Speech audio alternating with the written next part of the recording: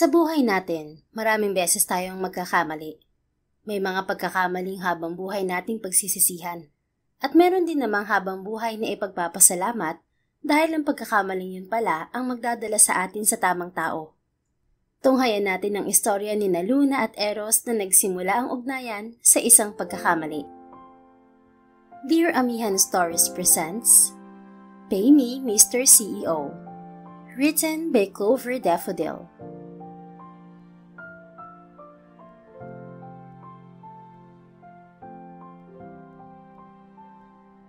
Woo! Ang saya! Sumasabay si Luna sa bawat beat ng remix. Nakataas ang dalawang kamay habang hawak ang bote ng wine sa isa. May ilang lalaking lumalapit at nakikisayaw sa kanya, pero ngiti lang ang isinasagot niya. Suot niya ang isang itim na backless dress. Hapit na hapit yun sa kanya, bahagyang nakabuyang-yang ang cleavage. Yun ang unang beses na nagsuot siya ng revealing na damit, unang beses na pumunta sa bar, at unang beses na hahayaan ang sariling magsaya. Nang mapagod ay nagpunta siya sa counter at umupo sa isang high stool. May umupo sa tabi niya pero hindi niya nilingon. Bigyan mo ako ng 2 Cloudy Bay. Sabi ng baritonong boses sa kanyang tabi. Umarko ang kilay ni Luna. Napatingin siya sa ibabaw ng counter kung saan nakapaskil ang menu. Agad niya napansin ang in-order ng lalaki.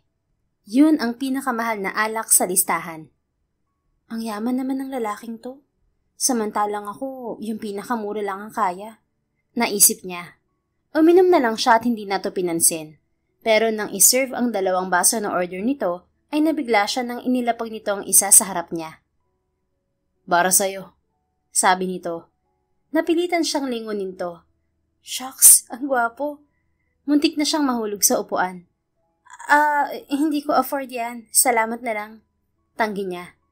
Hindi pa rin siya makalingon ng diretsyo, ngunit sinuri pa rin niya ang lalaki. Tan-skinned, medyo mahaba ang buhok, mukhang gwapong nanununtok. Gangster na klase. Mafia boss na kaya siyang protektahan at wasakin ng sabay. Nakaitim na polo shirt na nakatuck-in sa gray na suit pants. Ang katawan? Solid. Bakat ang malalaking biceps. Kahit nakaupo ay halatang matangkad ito. Libre ko. Tipid nitong sabi. Libre? Natatawang tugon niya. Bakit? Mukha ba akong walang pera? Gusto niyang sampalin ng sarili. Hindi yun ang gusto niyang sabihin. Umarko ang gilid ng labi ng lalaki. Ngumiti ito. Let's just say, it's my way of making an impression on a beautiful woman.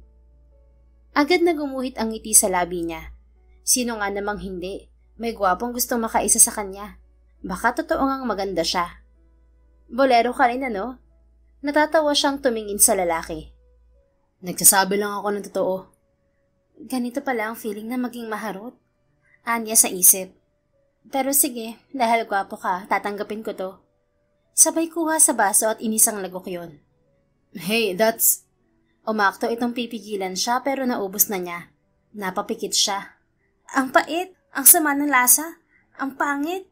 Ano ba to? Natigilan siya. Napagtanto ang mga salitang lumabas sa bibig niya. Dapat mahinhin lang siya. Baka ma-turn off bigla si Pogi. Hindi mo dapat inubos lahat. Baka malasing ka agad. Nag-aalala nitong sabi. Tama ito. Parang tinamaan agad siya. Parang tumitibok ang ulo niya. Ang init. Nakakahilo. Ang sarap. Parang... Tumitig siya sa lalaki. Mapungay na ang mga mata. Bumaba ang tingin niya sa mamasamasang labi nito. Dahan-dahan siyang lumapit at hinalikan to. Sa una, hindi ito gumante, pero kalaunan, kumapit ito sa likod niya at mas pinalalim ang halik. Are you sure about this? Hindi na ako mapipigilan kapag nasa kama na tayo. Bulong nito. Mas lalo siyang nag-init, mas lalo siyang kumapit sa lalaki. I want you. Anya kasabay ng isang pilyang ngiti. At nang gabi ring yon, tuluyan niyang naisuko ang bataan sa lalaking ni hindi man lang niya naitanong ang pangalan o contact number. Kinabukasan, pagmulat niya, mag-isa na lang siya sa kama. Walang kahit anong bakas ng lalaki. Umalis na ito. Maingat siyang tumayo. Ang sakit! Parang nahiwa ang perlas niya. Agad siyang naligo at muling isinuot ang mga damit na hinubad niya kagabi. Paglabas ng unit ay dumiretso siya sa elevator at bumaba papuntang front desk. Tinignan siya ng receptionist. Good morning, mag-check out na po ako, sabi niya. May tiningnan sa monitor ang receptionist. Anong room po? Room 808. Siguro naman bayad na ang bill. Mukhang mayaman naman ng lalaki. Dapat settled na ang lahat. Total po is 52,800 pesos for the private VIP suite with jacuzzi, full minibar, and 2 bottles of Dom Perignon. Card or cash po, ma'am? Mahinahong sabi ng receptionist. Napanganga siya. Sorry, what? Tanong niya. Umaasang mali ang dinig niya. 52,800 po. Ulit ng receptionist. Hindi pa pabayad? Pero yung kasama ko kagabi, yung tall guy na suit, yung gwapo, siya yung nag-book ng room. Sure ka bang hindi pa bayad? Kinakabahan niyang tanong. Muling tiningnan ng receptionist ang monitor, saka muling tumingin sa kanya. Yes po, but he left around 5:40 a.m. Wala po siyang iniwang card or cash. Ang sabi niya po, kayo raw po ang magbabayad. Nagsalubong ang kilay niya, para siyang pinagtaksilan. Sinabi niya yon? Napataas ang boses niya. Minura niya ito sa isip. Aba, ang galing naman pala ng taong yon. Napatingin na sa kanya ang guard. She suddenly became very aware of how tragic she looked. Tumingin siya ulit sa receptionist. Umaasang prank lang ang nangyari sa kanya ngayon. Sigurado ka bang wala siyang iniwang kahit na kahit note? Gusto na niyang maiyak. Wala po, ma'am. But we can hold your ID if you need to come back later with the payment. Pilit niyang kinalma ang sarili. Wala siyang nagawa kundi ilabas ang pitaka. May pera naman siya pero hindi siya mayaman na kapag nagwaldas ay may matitira pa. Nagbayad siya na masama ang loob. Hindi man lang niya nakuha ang pangalan o contact number. Tapos umalis lang ito na hindi man lang binabayaran ang binook na hotel. Mayaman ba talagang lalaking yun? Anya habang palabas ng hotel. Kung wala pala siyang pera, bakit private VIP suite pa ang binook niyang buwisit siya? Inis na inis talaga siya. Simot na simot ang pera. Malapit na ang due date ng renta niya. Tapos ganito pa ang nangyari. Akala niya isinuwerte siya sa lalaki. Pero kabaliktaran naman ang kinahinatnan niya. Tapos nagbar pa siya. Yung mahal na wine pa talaga ang in-order. Anong tingin niya sa akin? Sugar mommy niya? Patuloy niya sa paglilitan niya nang makita ang resibo. Kapag nakita ko yung lalaking yun, hindi ko talaga siya tatantanan. Anya sa isip. At lumipas ang halos isang buwan na wala pa rin siyang ideya kung nasan to. Ano, magbabayad ka ba o palalayasin kita? Galit na banta ni Aling Sabri, ang landlord ng inuupahan niyang kwarto. Pinagdikit niya ang dalawang palad.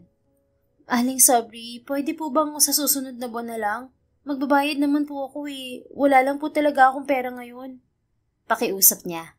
Wala siyang mahihinga ng tulong dahil wala namang pera ang pamilya niya sa probinsya. Sa kanya pa nga madalas manghingi ng tulong ang mga to. Sumama ang tingin nito sa kanya, napahawak sa bewang. Aba, pare-pareho lang tayong naghihirap sa pera, iha. Kapag hindi ka pa rin makakapagbayad ngayon, itataas ko ang upa mo sa susunod na buwan. Napanguso siya, walang magawa. Aling Sabri, sige na po, please. Napailing ang matanda.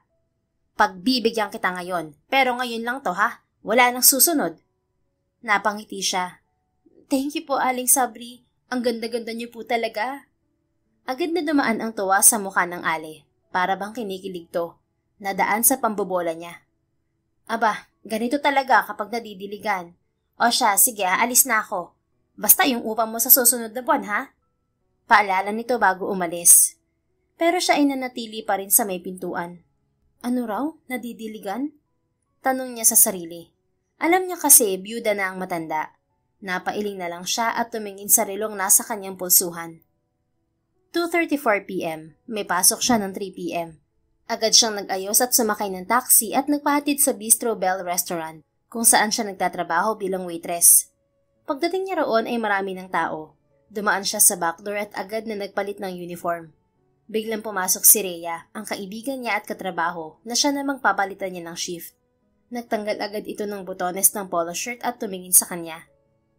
May bigating customer doon. Sayang nga lang at tapos na ang shift ko. Malungkot na sabi nito. Gaano kabigat? Tanong niya. Basta, gwapo siya. Sobrang tangkad. Tapos alam mo yung mukha niya, parang kaya niyang bilhin ng buong resto. Natawa pa ito habang nagkukwento. Bigla siyang na-excite, para bang magic word sa kanya ang salitang gwapo para ganahan sa trabaho. Di bale, ako na bahala sa kanya. Nakangiti niyang sabi. May kasama siyang babae at sobrang ganda rin, dagdag ni Rhea. Ay? Biglang nawala ang excitement niya. Sayang naman. Pero kung hindi mo na itatanong, sikat yun. Malaking corporate business ang pinapatakbo nun. Sabi sa mga tweets na nabasa ko, iba't ibang babae ang dinidate nun. Mayaman at gwapo nga pero red flag naman. Dagdag nito. Maya-maya ay tapos na silang magbihis. Aalis na ako, bye! Paalam ni Rhea. Nagkawayan pa sila bago siya lumabas mula sa locker room at tinungo ang counter. Miss Luna! Tawag ng chef mula sa kusina. Agad siyang lumapit. Para sa table 15 to, sabi nito. Okay po. Kinuha niya agad ang stroller kung saan nakalagay ang iba't ibang potahe. Medyo maingay ang tulak niya habang papalapit sa table 15. Mula sa di kalayuan ay natanaw niya ang isang nakatalikod na lalaki. Malapad ang likod nito at mukhang ito ang sinasabi ng kaibigan niyang gwapo. May kasama itong magandang babae. Hello ma'am sir, here's your order po. Masiglang sabi niya nang makalapit na. Isa-isa niyang inilapag ang mga pagkain sa harap ng mga ito. Thank you, sabi ng lalaki at pagharap nito ay kasabay ang pagkapawi ng ngiti sa labi niya. Halos mag-iisang buwan na ang lumipas at imposibleng makalimutan niya ang gwapong mukha ng lalaking nakasiping niya. Minsan lang siya makakita ng gwapo, kaya hindi siya maaaring magkamali. Siguradong ang gwapong customer na nasa harap niya ngayon ay ang lalaking naka-one night stand niya.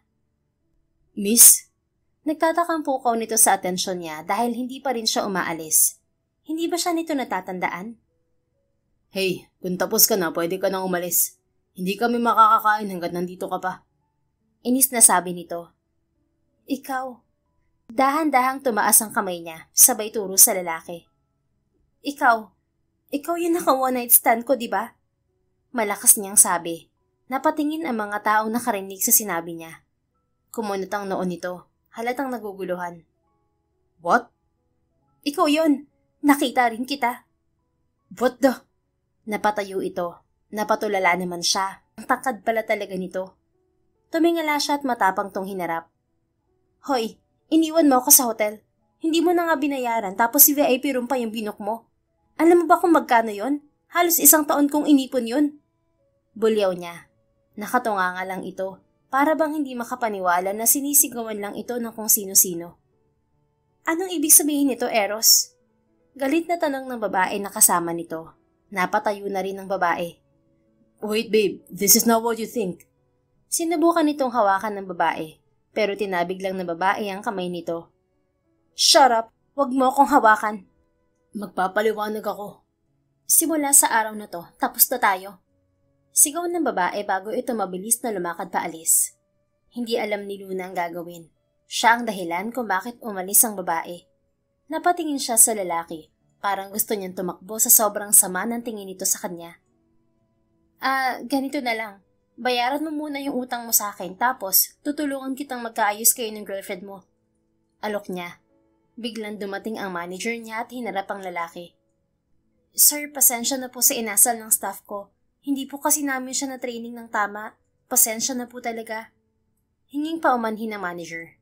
Napayuko siya. Bigla siyang nakaramdam ng konsensya. Ang laki ng kahihiyan na idinulot niya sa restaurant. Bigla siyang tiningnan ng lalaki. Fire her. Favorite restaurant ko to at ayoko siyang nakikita rito.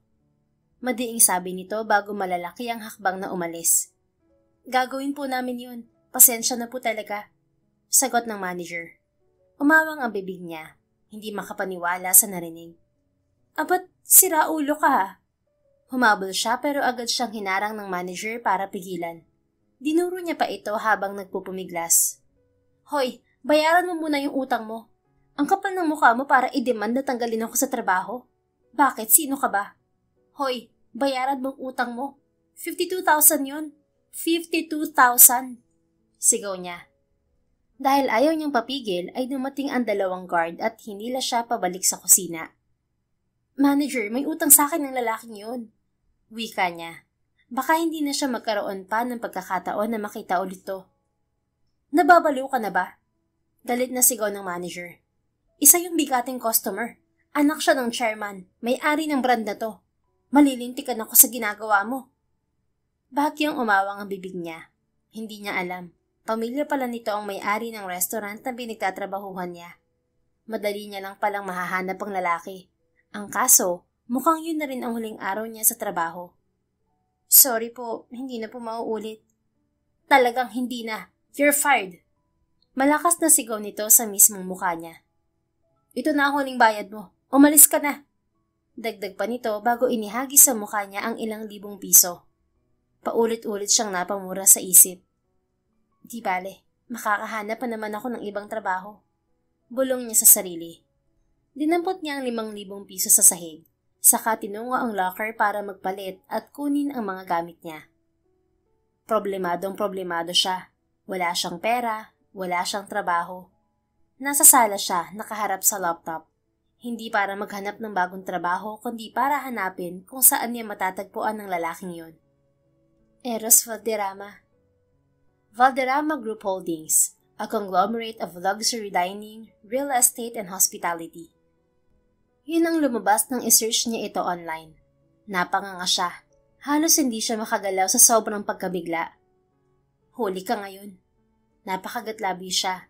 Hindi niya inakalang hindi lang pala isang normal na businessman ng lalaking yon. Mataas talaga ang ranggo.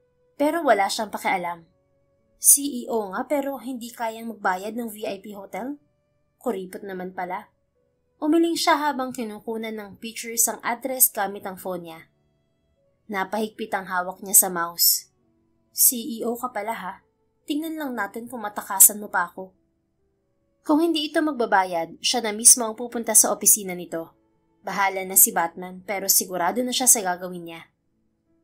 Dumaan ang gabi na wala siyang ibang inisip kundi ang maningil. Kaya pagising kinabukasan, agad siyang nag-ayos at sumakay ng taxi papunta sa address ng kumpanya ng lalaki. Napatingala siya sa laki at ganda ng building. Isang high-rise na halos abuti ng ulap. Puro salamin ang labas. Kumikislap sa sinag ng araw. May fountain sa harap. Tumutulo ang tubig sa marble na batong parang hindi tinipid. Ang mga tao sa paligid, pawang nakasuit. Mga empleyadong parang laging may urgent meeting. May 3 gwardyang nakabantay sa main entrance. Grabe ang laki. Ang laki? Biglang nag-flashback sa isip niya ang gabing pinagsaluhan nilang dalawa. Kahit naiinis siya, hindi niya maitataging nag-enjoy siya.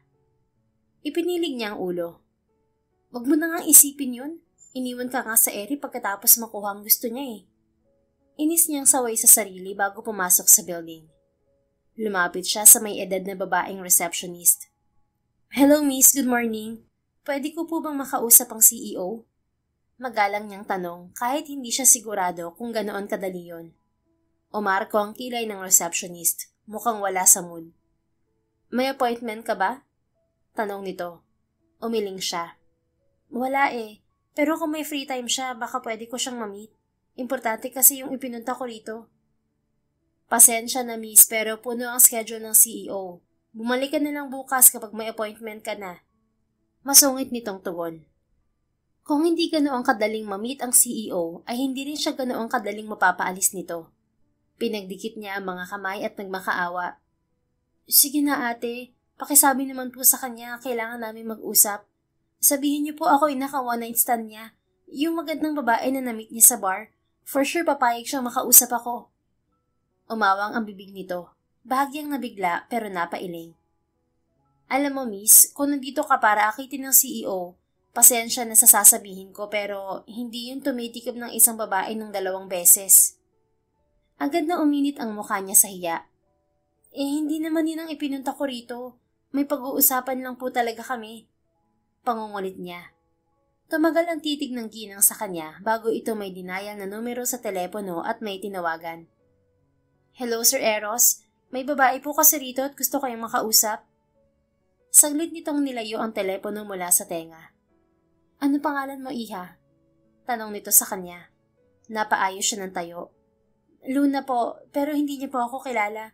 Pakisabi na lang po ako yung babaeng naka one night stand niya na naka-backless at maganda. Muli itong napailing bago muling itinapat ang telepono sa tenga. Luna raw po ang pangalan. Nakasiping niyo raw po sir. Maganda raw kahit medyo hindi naman.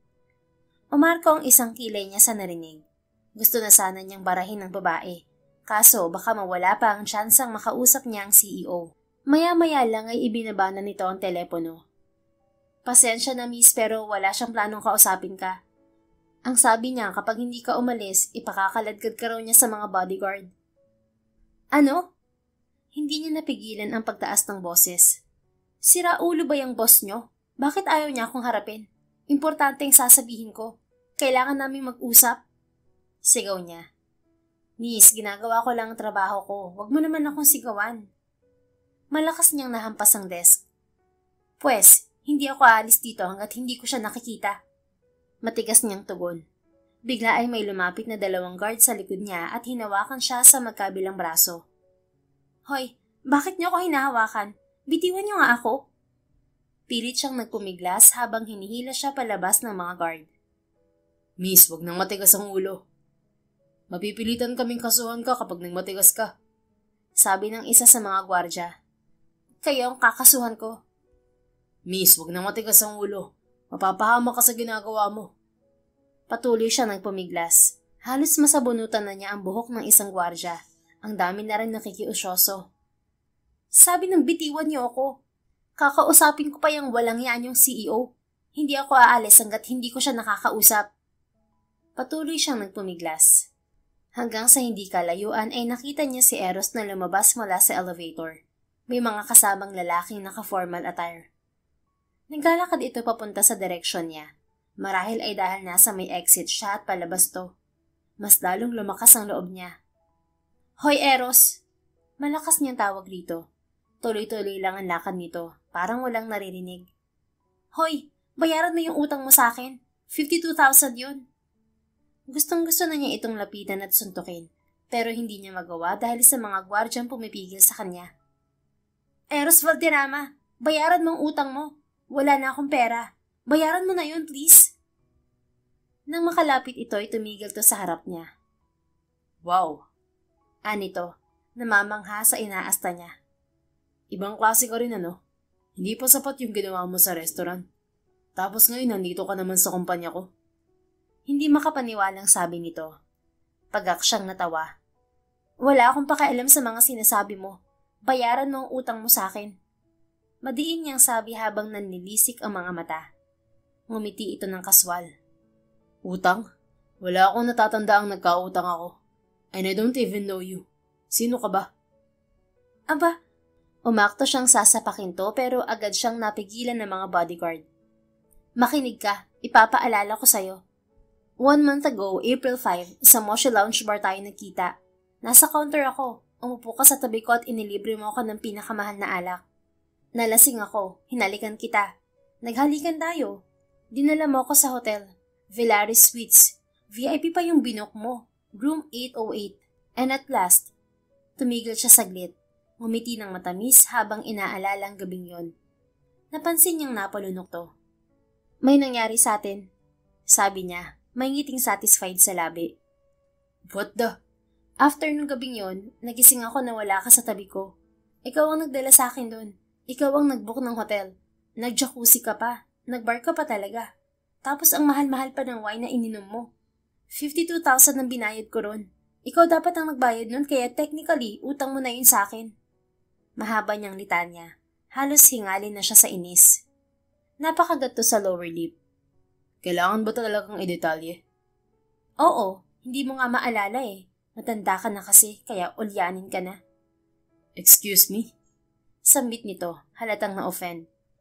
O bakit? Dadaan ka? Hindi kita pa dadaanin sa exit hanggat hindi mo ako binabayaran. Pilosopo niyang sagot. Bahagya nitong inilapit ang mukha sa kanya. For the record, 27 pa lang ako. Hindi pa ako matanda. Madiin nitong sabi. Matapang niyang sinalubong ang tingin nito. Taas ang noo. Pakialam ko, 27 ka lang pala pero ulyanin ka na. Muli na namang gumuhit ang ngisi sa labi nito. Umayos ito ng tayo. Ganyan na ganyan ang style ng mga scammer. Magkukunwaring magkakilala tapos hihingan ka ng pera. Anong sabi mo? Hindi ko gawain yun ah. Pero tingin mo ba kahapon lang ako pinanganak para mauto mo ng ganong kadali? Umawang ang bibig niya. Hindi makapaniwala sa paratang nito. Buisit ka, hindi ako scammer. Nagsasabi ako ng totoo. Ah, talaga? 52,000 lang naman yung utang mo. Mayaman ka naman, barya lang sa'yo yung ganung halaga. Bakit kasi hindi mo na lang ako bayaran? Bulyaw niya. Matunog itong bumuntong hininga. Miss, wala akong utang sa'yo. Madiin itong sabi. Ilang beses ko bang uulitin sa'yo? Meron nga. Malakas niyang sigaw. Fine. Bukas bumalik ka dito. I'll see what I can do. Sabi nito saka tumuli na sa paglalakad. Napakurap siya. Ha? Anong bukas? Agad na dumiskarte ang mga guard para pigilan siya. Kaya madali lang sa lalaki ang makaalis. Teka, hoy! Anong bukas? Ngayon mo na bayaran. Ngayon ko na kailangan ng pera. Hoy! Humabol pa siya pero nakasakay na ito ng kotse at mabilis na umandar. Ay, puisit. Nagpapadyak siya sa inis. Nabigo na naman siya. Pero sabi nito'y bumalik siya bukas. Wala siyang nagawa kundi ang umuwi. Habang hinihintay ang susunod na araw, ay pinagpaplanuhan na niya kung paano ito iba-blackmail. Akala niya ay magiging madali yun. Kung saan-saang site pa siya napadpad. Pero halos lahat ng ikasisira ng lalaki ay nasa tabloid na rin pala. Kung ganon, matagal nang nabahira ng pagiging cheater, playboy, at pleasure seeker ang pangalan nito. Sumandal siya sa swivel chair. Sumakit ng ang mata niya at wala rin siyang napala.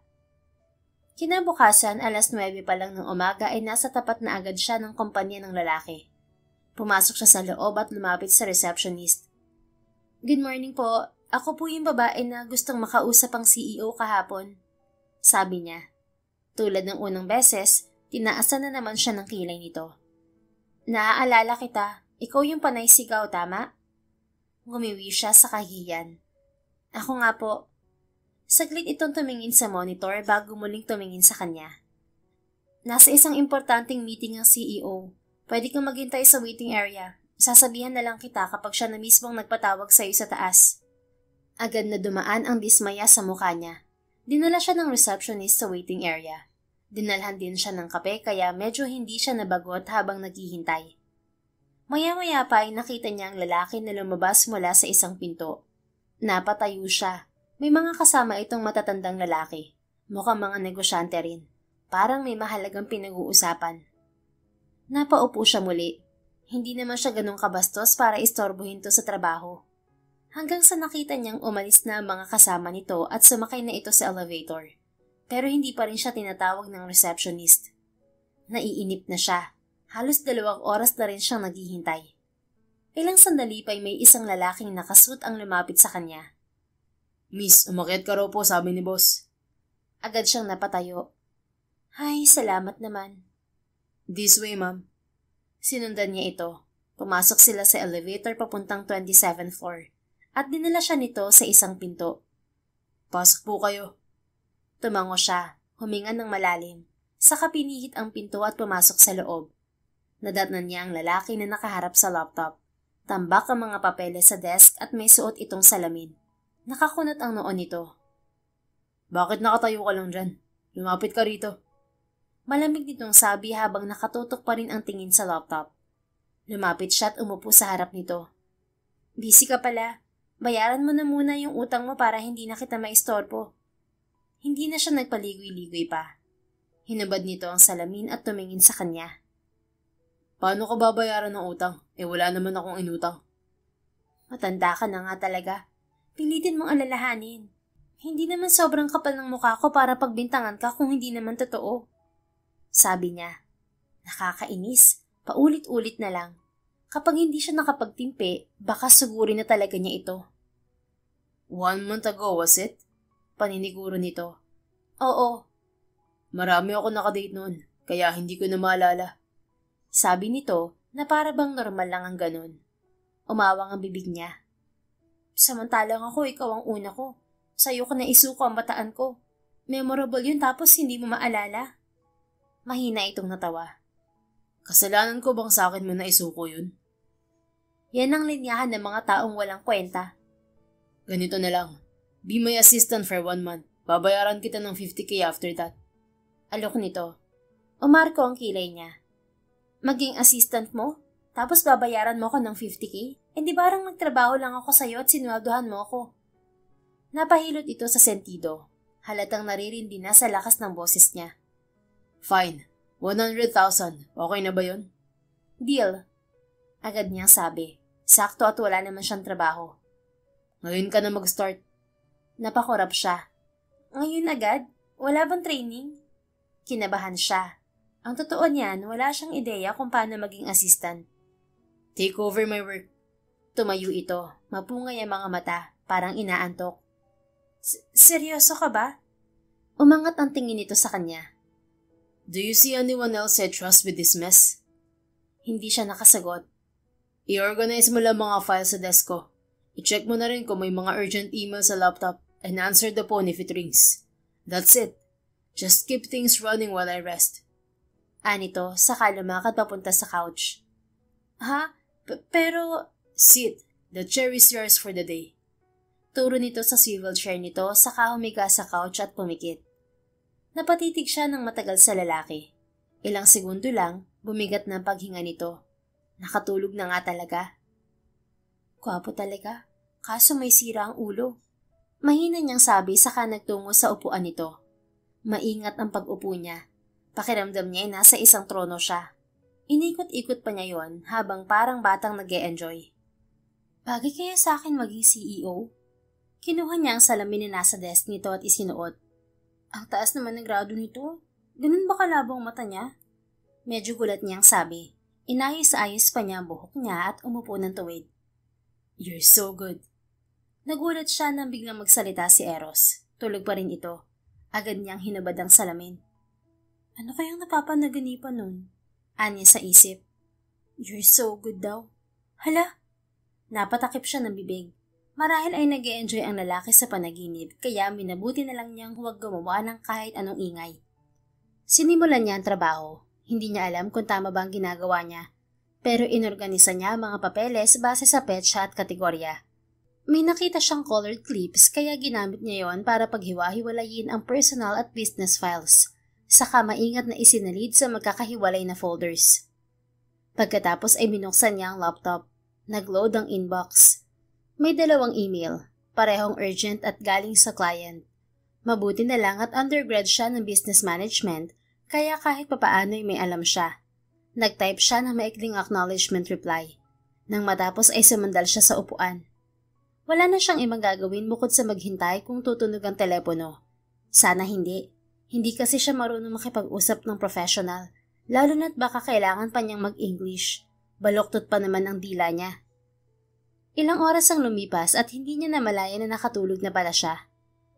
Hala! Agad niyang sabi sa kanapatayo.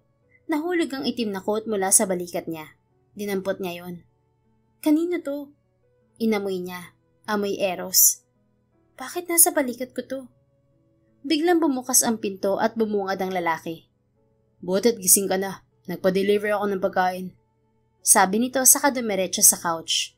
Agad siyang lumapit at umupo sa dulo ng couch dahil nahihiya siyang dumikit. Bakit hindi mo ako ginising? Tanong niya rito. Medyo naiinis. Ginising kita. Ikaw tong ayaw gumising. Anito habang inaayos ang pagkain na nasa plastic box. We. Tumingin to sa kanya. May ngising pilyo.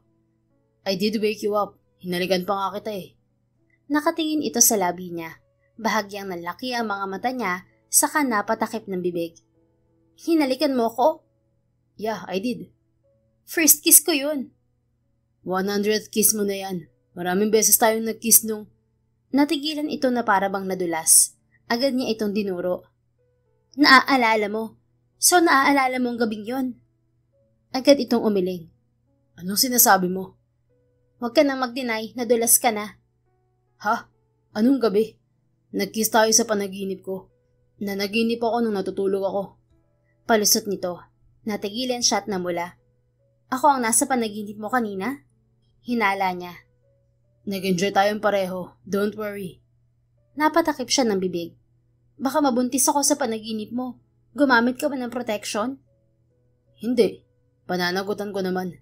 Magiging mabuti akong ama sa panaginip. Sagot nito saka inilagay ang isang Tupperware na lalagyan sa harap niya.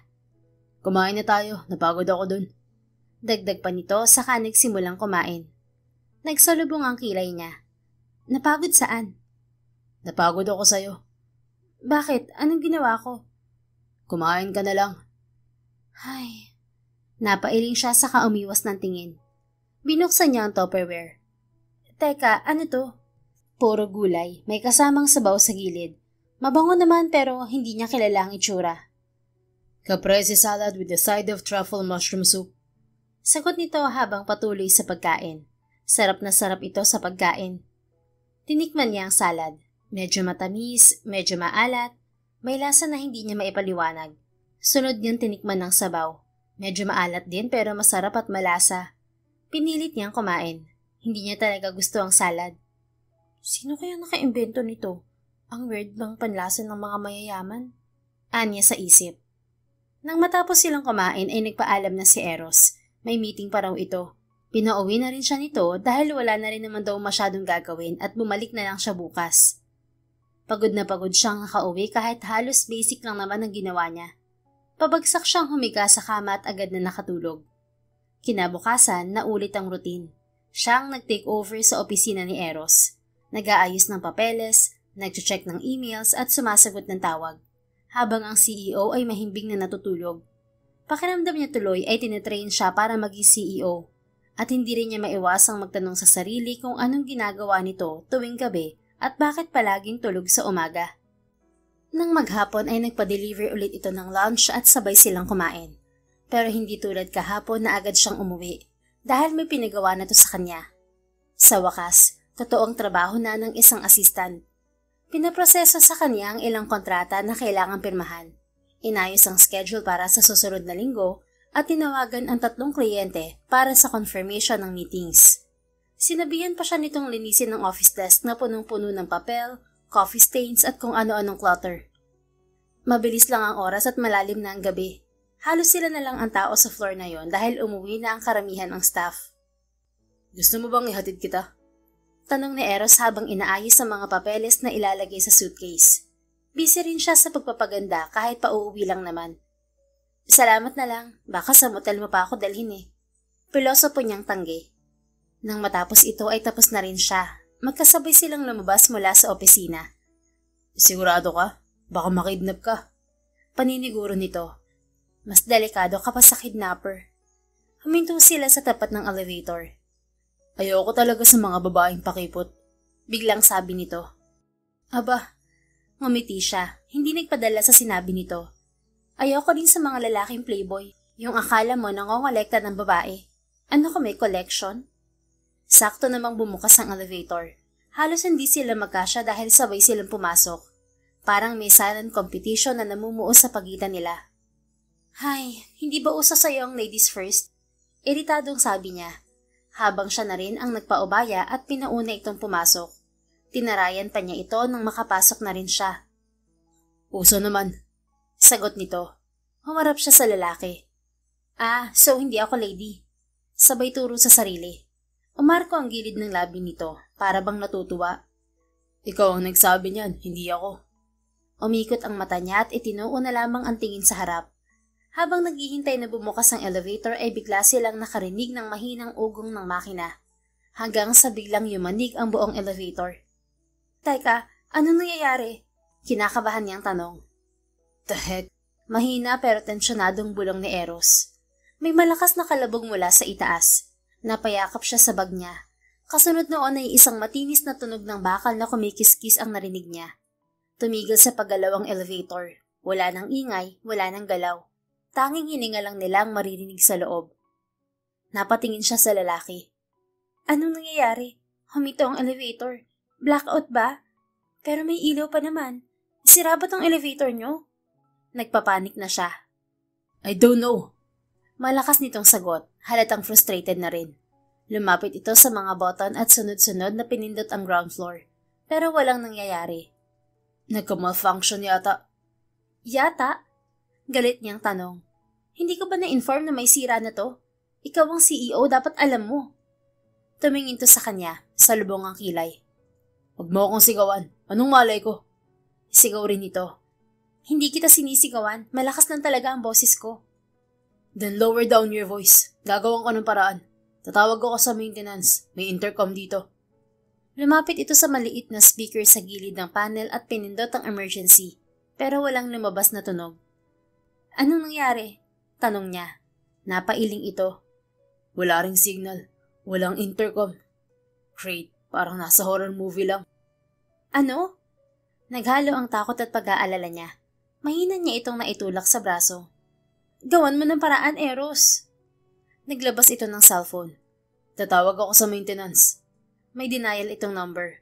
Napamura ito sa hindi malamang dahilan bago ibinaba ang phone. Bakit? Tanong niya. Lobat na ako. Pahiram ng phone. Napanganga siya. Ha? Seryoso ka? At ngayon pa talaga? Wala ka bang spare phone? Wala. Nakakairita yung boses mo, alam mo ba yun? Eh di sorry. Just let me borrow your phone. Anito, naiinis na habang nakalahad ang kamay. Humigpit ang hawak niya sa phone niya. Wala akong load. Anya, napayuko. Anak nang. Napamura ito ng mahina. Bakit wala kang load? Wala naman kasi akong tatawagan. How boring. Umupo ito sa sahig at sumandal. Umarko ang dalawang kilay niya. Anong ginagawa mo? Hello? Na-stuck tayo sa elevator tapos kampante ka lang? Pumikit to. What do you expect me to do? Lobat ang phone ko. Wala kang pantawag o pan-text. We have no access outside. Which only means magpapalipas tayo ng gabi rito. Iritado siyang bumuntong hininga. Kinalambag niya ang dingding ng elevator. Hello? May tao ba riyan? Pakiusap, buksan niyo na itong elevator bago ka papatayin ng CEO niyo. Napailing ang lalaki sabay buntong hininga. First time ko yatang ma-hostage sa sarili kong building. Napanguso siya at umupo na rin sa kabilang panig at sumandal. Tama ang lalaki. Wala talaga silang magagawa. Ngayon lang ako minalas ng ganito. Simula nang makilala kita. Mahina niyang sabi saka pumikit. Inaantok na rin kasi siya. Sa akin mo pa talaga sinisi. Dati ka nang minamalas. Balik nitong sagot. Napadilat siya at tumingin sa lalaki. Hoy, grabe ka. Come to think of it, we're stuck here. Alone together. Sabi nito. Nagsumiksik siya sa sulok at napayakap sa sarili. Ano bang sinasabi mo? Naalala ko dati, yung kwento ni Lolo nung bata pa ako. May nakakatakot siyang karanasan sa elevator. Bahagyang nanlaki ang mga mata niya at napalingon sa kung saan-saan. Huwag ka nga magkwento ng ganyan. Natatakot niyang sabi. Katulad din ngayon. Na-stuck siya sa elevator tapos napatakip siya ng tenga. Wala akong naririnig. Wala akong naririnig. Wala akong naririnig. Paulit-ulit niyang sabi. Kasunod doon ay humalakhak si Eros. Walang nakakatawa. Sakto namang biglang namatay ang ilaw. Agad siyang umurong palapit kay Eros at nagsumiksik. Madilim at tanging ilaw lang na mula sa cellphone niya ang nagbibigay liwanag sa paligid nila. Hey. Mahinang bulong ni Eros. Yakap na niya ang braso nito. Wala na siyang pakialam dahil takot na talaga siya. Ayos ka lang? Tadong nito. Natatakot ako. Ikaw kasi, nagkwento ka pa ng ganun. Inis niyang sabi. I'm sorry, hindi ko alam na mangyayari to. Inalis nito ang kamay niya sa braso nito, saka siya inakbayan. Ang bilis ng kabog ng dibdib niya, parang may kabayong nagkakarirahan. Si Eros, ang lalaking kinaiinisan niya, ay yakap-yakap siya ngayon. Hindi siya makagalaw, pigil ang hininga at bilang ang bawat paglunok. Huwag kang kiligin, ginagawa ko lang to dahil baka himatayin ka. Biglang sabi nito, agad na naputol ang kilig sa dibdib niya. Kung kilig nga ba yon? Problema ko pa pag nagkataon. Hindi ako kinikilig, no? Ikaw nga tong sarap na sarap sa pagyakap sa akin eh. Sagot niya. Humigpit ang yakap nito. Yakap na parang gusto siyang durugin. Umangat ang ulo niya at masamang tumingin sa lalaki.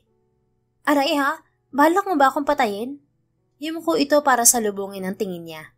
Mapungay ang mga mata habang dahan-dahang lumalapit ang ulo nito sa kanya. Teka, anong ginagawa mo? Dahan-dahan ding umaatras ang ulo niya. Akala niya hahalikan siya, pero bumagsak ang ulo nito sa balikat niya. Hoy, ang bigat ng ulo mo! Inis niyang sabi habang pilit na inaalis to. Pero hindi kumilos ang lalaki. Bahagya niyang sinilip ang mukha nito. Nakapikit, mabigat ang bawat paghinga. Mukhang nakatulog na ito. Hindi niya maiwasang titigan to. Mahaba pala ang pilik mata nito. Perpekto ang hulma ng makakapal na kilay. Heart-shaped ang mga labi, medyo mamasa-masa at parang masarap halikan. Paulit-ulit siyang napalunok, parang may magnet na humihila sa kanya. Unti-unti ay lumapit ang ulo niya at ginawaran ito ng isang mabilis na halik sa labi. Hindi yun ang unang beses, at syempre, hindi rin pangalawa. Pero para sa kanya, yun ang the best. Habang hindi pa sumisikat ang araw ay napapikit na lang din siya. Tahimik niyang dinama ang bawat sandaling magkatabi sila sa ganoong posisyon. Kinabukasan, nakapikit pa siya nang may marinig siyang parang bumubukas. Nasilaw siya nang unti-unting sumilay ang liwanag sa mga mata niya. Napatakip siya ng muka nang mapansin na may 2 tao sa labas na nakatingin sa kanila. Napalingon siya sa katabi. Tulog pa rin si Eros at mahigpit pa rin ang yakap sa kanya. Eros, gising! Makakalabas na tayo! Agad niya itong hinampas-hampas sa kamay para gisingin. Nang lumuwag ang yakap nito ay agad siyang tumayo. Nagising na rin to, pero medyo inaantok pa ng tumayo. Magulo pa ang buhok nito at gusot-gusot ang suot na formal suit. Sir Valderrama, pasensya na po. Hindi po namin alam na nasa elevator pala kayo. Wala po kasing alert mula sa system. Nag-intercom ako ilang beses, walang sumagot. Ni signal wala. Bakit hindi niyo chinek ang system? Anito sa galit na boses. Napakamot sa ulo ang isang staff. Sir, dapat po nakita sa CCTV. Kaso, ano bang silbi ng overnight team? Wala bang nakabantay sa CCTV kaya hindi niyo napansin na may taong na-stuck sa elevator? Nag-step forward ang isang staff. Nanginginig itong napayuko. Pasensya na po sir. Ako po naka-duty sa CCTV. Nakatulog po ako. Pasensya na po talaga. The heck? Masamang-masama ang tingin nito sa dalawa. Naayos na po ang sira ng elevator, sir. Pasensya na po talaga. Paulit-ulit ang dalawa sa paghihingi ng paumanhin. Hay, di bale na nga. Basta wag nang mauulit. Bumalik na kayo sa trabaho. Iritadong utos nito. Pagkatapos ay tumingin to sa kanya. Anong nangyari kagabi? Tanong nito. Kumurap siya. Anong klaseng tanong yan? Hindi kita pinagsamantalahan ha? Are you sure? Oo nga. Nanaginip ako. You kissed me while I'm asleep. Hala, napamura siya sa isip. Panaginip lang yun. Araw-araw mo kasi akong iniisip kaya pati sa panaginip ako nakikita mo. Palusot niya.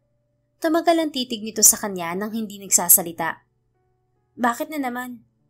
Sorry, nauna ako nakatulog sa'yo. Hindi ka ba natakot? Paumanhin nito. Isang bagay na ikinabigla niya. Si Eros, nagsusorry? Umiling siya. Hindi, nakatulog na rin kasi ako nang makatulog ka. Sagot niya, pilit ang ngiti, medyo naiilang. Good. Sana hindi na maulit to. Mabuti pa umuwi ka na muna, bumalik ka na lang sa hapon. Sabi nito. Paano ka? Nag-aalala niyang tanong, baka kasi inaantok pa ito at sumabak agad sa trabaho. I had plenty of sleep. May room ako rito na konektado sa office ko. Doon na lang ako maliligo. Tumangot-tango siya. Bigla itong lumakad palapit sa kanya kaya napaatras siya. Baka gusto mong sumabay sa akin maligo. Okay lang naman sa akin. I could also order some spare clothes for you. Ano? Alok nito, mukhang hindi nagbibiro. Mahina niya itong itinulak at sinamaan ng tingin. Kadiri ka, ikaw lang ang kilala kong CEO na ganyan kabulgar. You know other CEOs? Uuwi na ako, bye. Nagpaalam na siya bago pa siya tuluyang mapikon sa lalaki. Pagka-uwi sa apartment ay naligo agad siya. Tinuyo ang buhok at diretso nang natulog ulit. 2:00 ng hapon na siya nagising. Kumain siya at saka nag-ayos dahil may trabaho pa siya bilang assistant. Pagdating niya sa opisina ni Eros ay naabutan niya ito na tambak na naman sa gawain. May salamin habang medyo magulo ang buhok. Agad siyang dumiretso sa couch. Wala siyang permanenteng desk. Hindi naman kasi talaga siya officially assistant. Hindi siya dumaan sa tamang proseso. Parang kinuha lang siya para maging acting CEO kapag gusto nitong magpahinga. May papagawa ako sa'yo. Biglang sabi nito saka may inabot na iPad. Tumayo siya at lumapit. Kahit nagtataka ay kinuha niya yon. Anong gagawin ko rito? Sa'yo na yan. Napakurap siya. Ha? Tama bang narinig niya? Humanap ka ng magandang lugar. Yung may malinis na beach, maraming puno, maayos na hotel, at masarap na pagkain. Kahit huwag mo nang ipacheck sa akin, ipabook mo na agad ng buong venue sa May 16.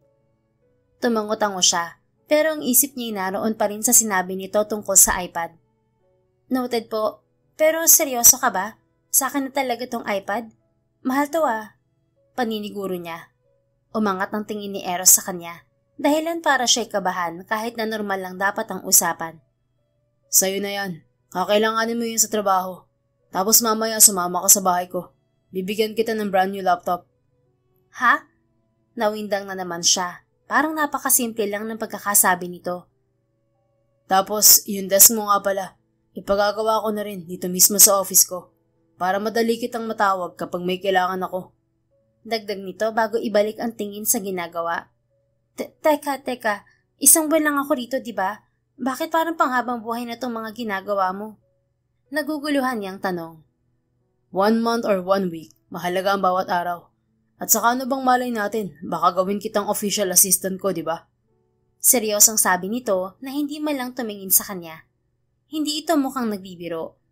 Kung ganon, parang hindi na nito kailangan bayaran ng utang nitong 50,000 dahil sobra-sobra na ang ibinigay nito. Trabaho. Tapos provided pa ang gamit. Too good to be true. Kahit medyo naguguluhan ay bumalik siya sa couch at binuksan ng iPad. Napangiti siya nang lumiwanag yon. Ang ganda. Bulong niya. Yun ang unang beses na magkakaroon siya ng ganoong kaganda at kamahal na gamit.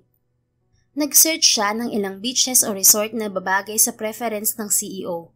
May ilan siyang nakita pero para sa isang CEO na mabilis uminit ang ulo, antukin at mahilig sa salad at mushroom soup, magandang dalhin ito sa isang tahimik, presko at wellness-friendly na beach, yung hindi masyadong matao, may malamig na hangin at may healthy food options. Pinili niya ang Bahandi Beach. Sir, ilan po bang magiging guest?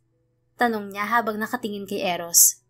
Kasama lahat ng employees sa executive department. Pakicheck ang file. Nakalista lahat ng pangalan dun. Agad niyang chinek ang file. Higit kumulang 34 ang bilang ng mga tao. Maya-maya pa inaibok na niya ang buong lugar. Mabilis lang natapos ang araw at tulad nga ng sabi ni Eros, sinama siya nito sa bahay nito. Manghang-mangha siya sa laki ng bahay. Kumikinang ang mga chandelier, puno ng antique at painting, at kasing kinis ng salamin ang marmol na sahig. Feel at home. Kukunin ko lang ang laptop sa taas. Paalam nito bago umakyat. Napanganga siya habang nakatingin sa lalaki. Ang taas kasi ng hagdan, parang may 3rd floor pa. Dumiretso na siya sa sofa. Wala siyang nakikitang ibang tao. Walang kasambahay, magulang o kapatid. Walang kahit sino. Mag-isa lang ba siyang nakatira rito? Tanong niya sa sarili. Sumandal siya sa malambot na sofa. Ang boring naman ng buhay niya. Ilang sandali pa'y tumayo siya at naisipang mag-ikot. Napansin niya ang isang kumpol ng bulaklak na nakalagay sa isang maganda at makintab na flower vase na nakapatong sa cabinet. Wow, ang ganda! Gusto mo? You can have it. Para siyang aatakihin sa puso nang may magsalita sa likod niya. Walang iba kundi si Eros. Huwag ka ngang manggulat. Para kang multo. Inis niyang sabi. Mahina itong tumawa saka iniabot sa kanya ang laptop na nakalagay pa sa box. Agad na kumislab sa tuwa ang mga mata niya. Haabutin na sana niya yon nang biglang umatras ang kamay nito. Huwag mo sabihing nagbago na agad ang isip mo. Kiss muna. Malutong siyang napamura. Alam mo, hindi bagay sa mukha mo magpabebe. Mas bagay sa'yo magyabang. Anya dito. Talaga? Tumango siya agad. Pinagkrus niya pa ang mga braso. Totoo, first impression ko nga sa'yo, gwapong nanununtok eh. Akala ko ba nagyayabang lang, hindi nananakit. Natawa siya. Well, parehong yun ang first impression ko sa'yo. Mayabang na nanununtok pa. Kung ganon, here's the laptop I promised. I'll give it to you now. Mabait na ba ako niyan? Muli niya yung inabot at sa wakas ay nakuha na niya. Natatawa siyang ngumiti. Oo na, mabait ka na. Ngumiti rin ito pabalik. Maganda yan.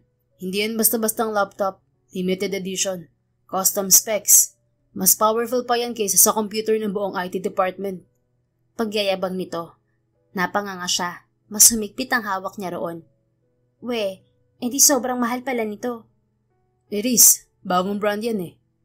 Wow, ang gara. Hindi ba to normal na high-end lang? Parang mas mahal pa to sa buhay ko ah. Yan ang Ferrari ng laptops. Kahit mag-render ka ng buong Marvel movie yan, hindi maglalag. What if masira ko to? Bibigyan kita ulit. Masyado ka ng mayaman, bro. Biro niya. Niyakap niya ang box. Mahirap na, baka mabitiwan niya at baka masira niya nga talaga. Pero hindi ba parang sobra-sobra na to? I-basic task lang naman ang pinapagawa mo sa akin sa trabaho. Anya, ngayon pa siya nakaramdam ng hiya. Mayabang tong umiti. Expect no less. Sabi ko sa'yo, baka gawin kitang lifetime assistant. Ngumiti siya. Malapit sa ngiting may halong kilig. Thank you, Eros, Mr. CEO. Sinsero niyang sabi saka mas hinigpitan pa ang yakap sa laptop. Nag-iwas ito ng tingin. Biglang namula ang mga tenga. Okay ka lang? Nilalagnat ka ba? Umakto siyang lalapitan to para sana i-check ang noo nito kung mainit. Pero agad tong umiwas. I'm fine. Napanguso siya. Okay, sabi mo eh. So I think kailangan ko nang umuwi. Thank you ulit sa laptop, sir. Muli niyang pasasalamat at tumalikod na. Binigyan ka lang ng laptop, bigla akong naging sir. Nginisian niya ito at lumakad na siya palabas nang bigla itong humabol. Wait, ihahatid kita. Gabi na. Lakatakbo itong inunahan siya palabas. Wag na, magta-taxi na lang ako. Pagkalabas niya ay nakaabang na rin ng kotse at siya na lang ang hinihintay. Gerin. Masyado ka namang mabait. Baka kunin ka ni Lord ng maaga niyan. Biro niya sa lalaki. Wait, kunin ni Lord ng maaga? Nagtataka nitong tanong. Alam mo ba yung mga mababait, sila yung mga namamatay ng maaga. Kasi kapag nagtagal pa sila sa mundo, baka mas marami pa silang pagdaan ng hirap o kaya makagawa ng kasalanan. O di minus points na sila sa langit. Paliwanag niya habang isinusuot ang seatbelt. Kaya pala ang sama ng ugali mo. Para mabuhay ka ng matagal. Pilosopong sagot nito. Ha ha ha. Peke ang tawa niya. Sinabayan pa ng palakpak. At dahil mabait ka today, palalampasin ko na lang yung sinabi mo. Napailing na lang ito. Pigil ang ngiti. Saan kita ihahatid? Sa impyerno? Tanong nito. Sa langit. Biro niya. Joke lang. Agad niyang bawi. Sabihin mo lang at talagang pupunta tayong langit. Balik nitong biro pero parang totoo. Napahawak siya ng mahigpit sa seatbelt. Ang totoo ay may pagkakataon na naiisip pa rin niya ang gabing yon. Hindi, Luna. Erase. Anya sa isip. Sira. Dyan lang sa 12th Street, Ignacio Apartments, yung lumang building sa tabi ng water station. Okay, I know that place. Sabi nito habang nagmamaneho. Nakatingin lang siya sa labas ng bintana habang mabilis na naglalaho sa paningin niya ang mga puno, tao at bahay na nadadaanan nila.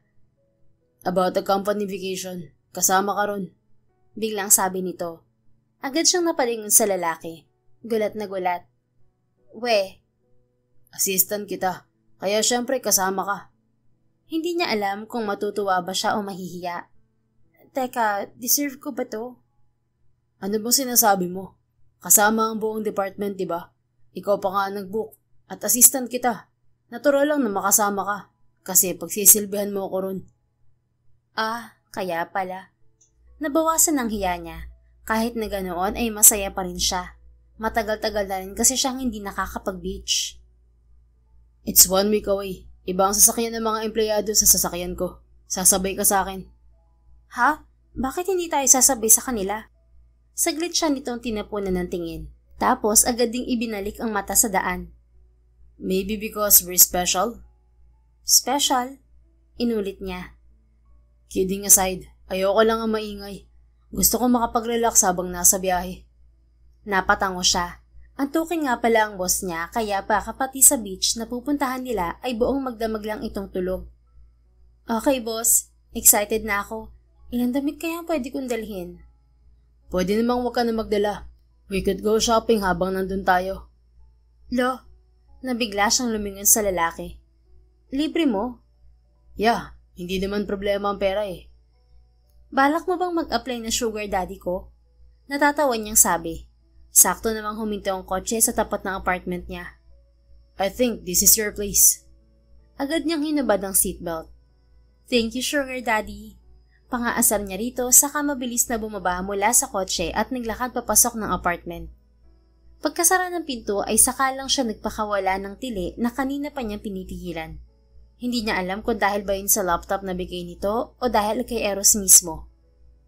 Dumating na ang araw ng outing. Excited siya. Ang sabi ni Eros, 1 linggo raw sila roon. Nakaayos na ang maliit niya maletang dadalhin niya at ilang beses siyang pabalik-balik sa harap ng salamin. Sinisigurong maganda pa rin ang itsura niya. Maya-maya'y narinig niya ang tunog ng sasakyang huminto sa tapat ng apartment niya. Hinila niya ang maleta at lumabas. Nadatnan niya si Eros na nakasandal sa gilid ng van. Suot ang floral na polo shirt, maong pants at shades.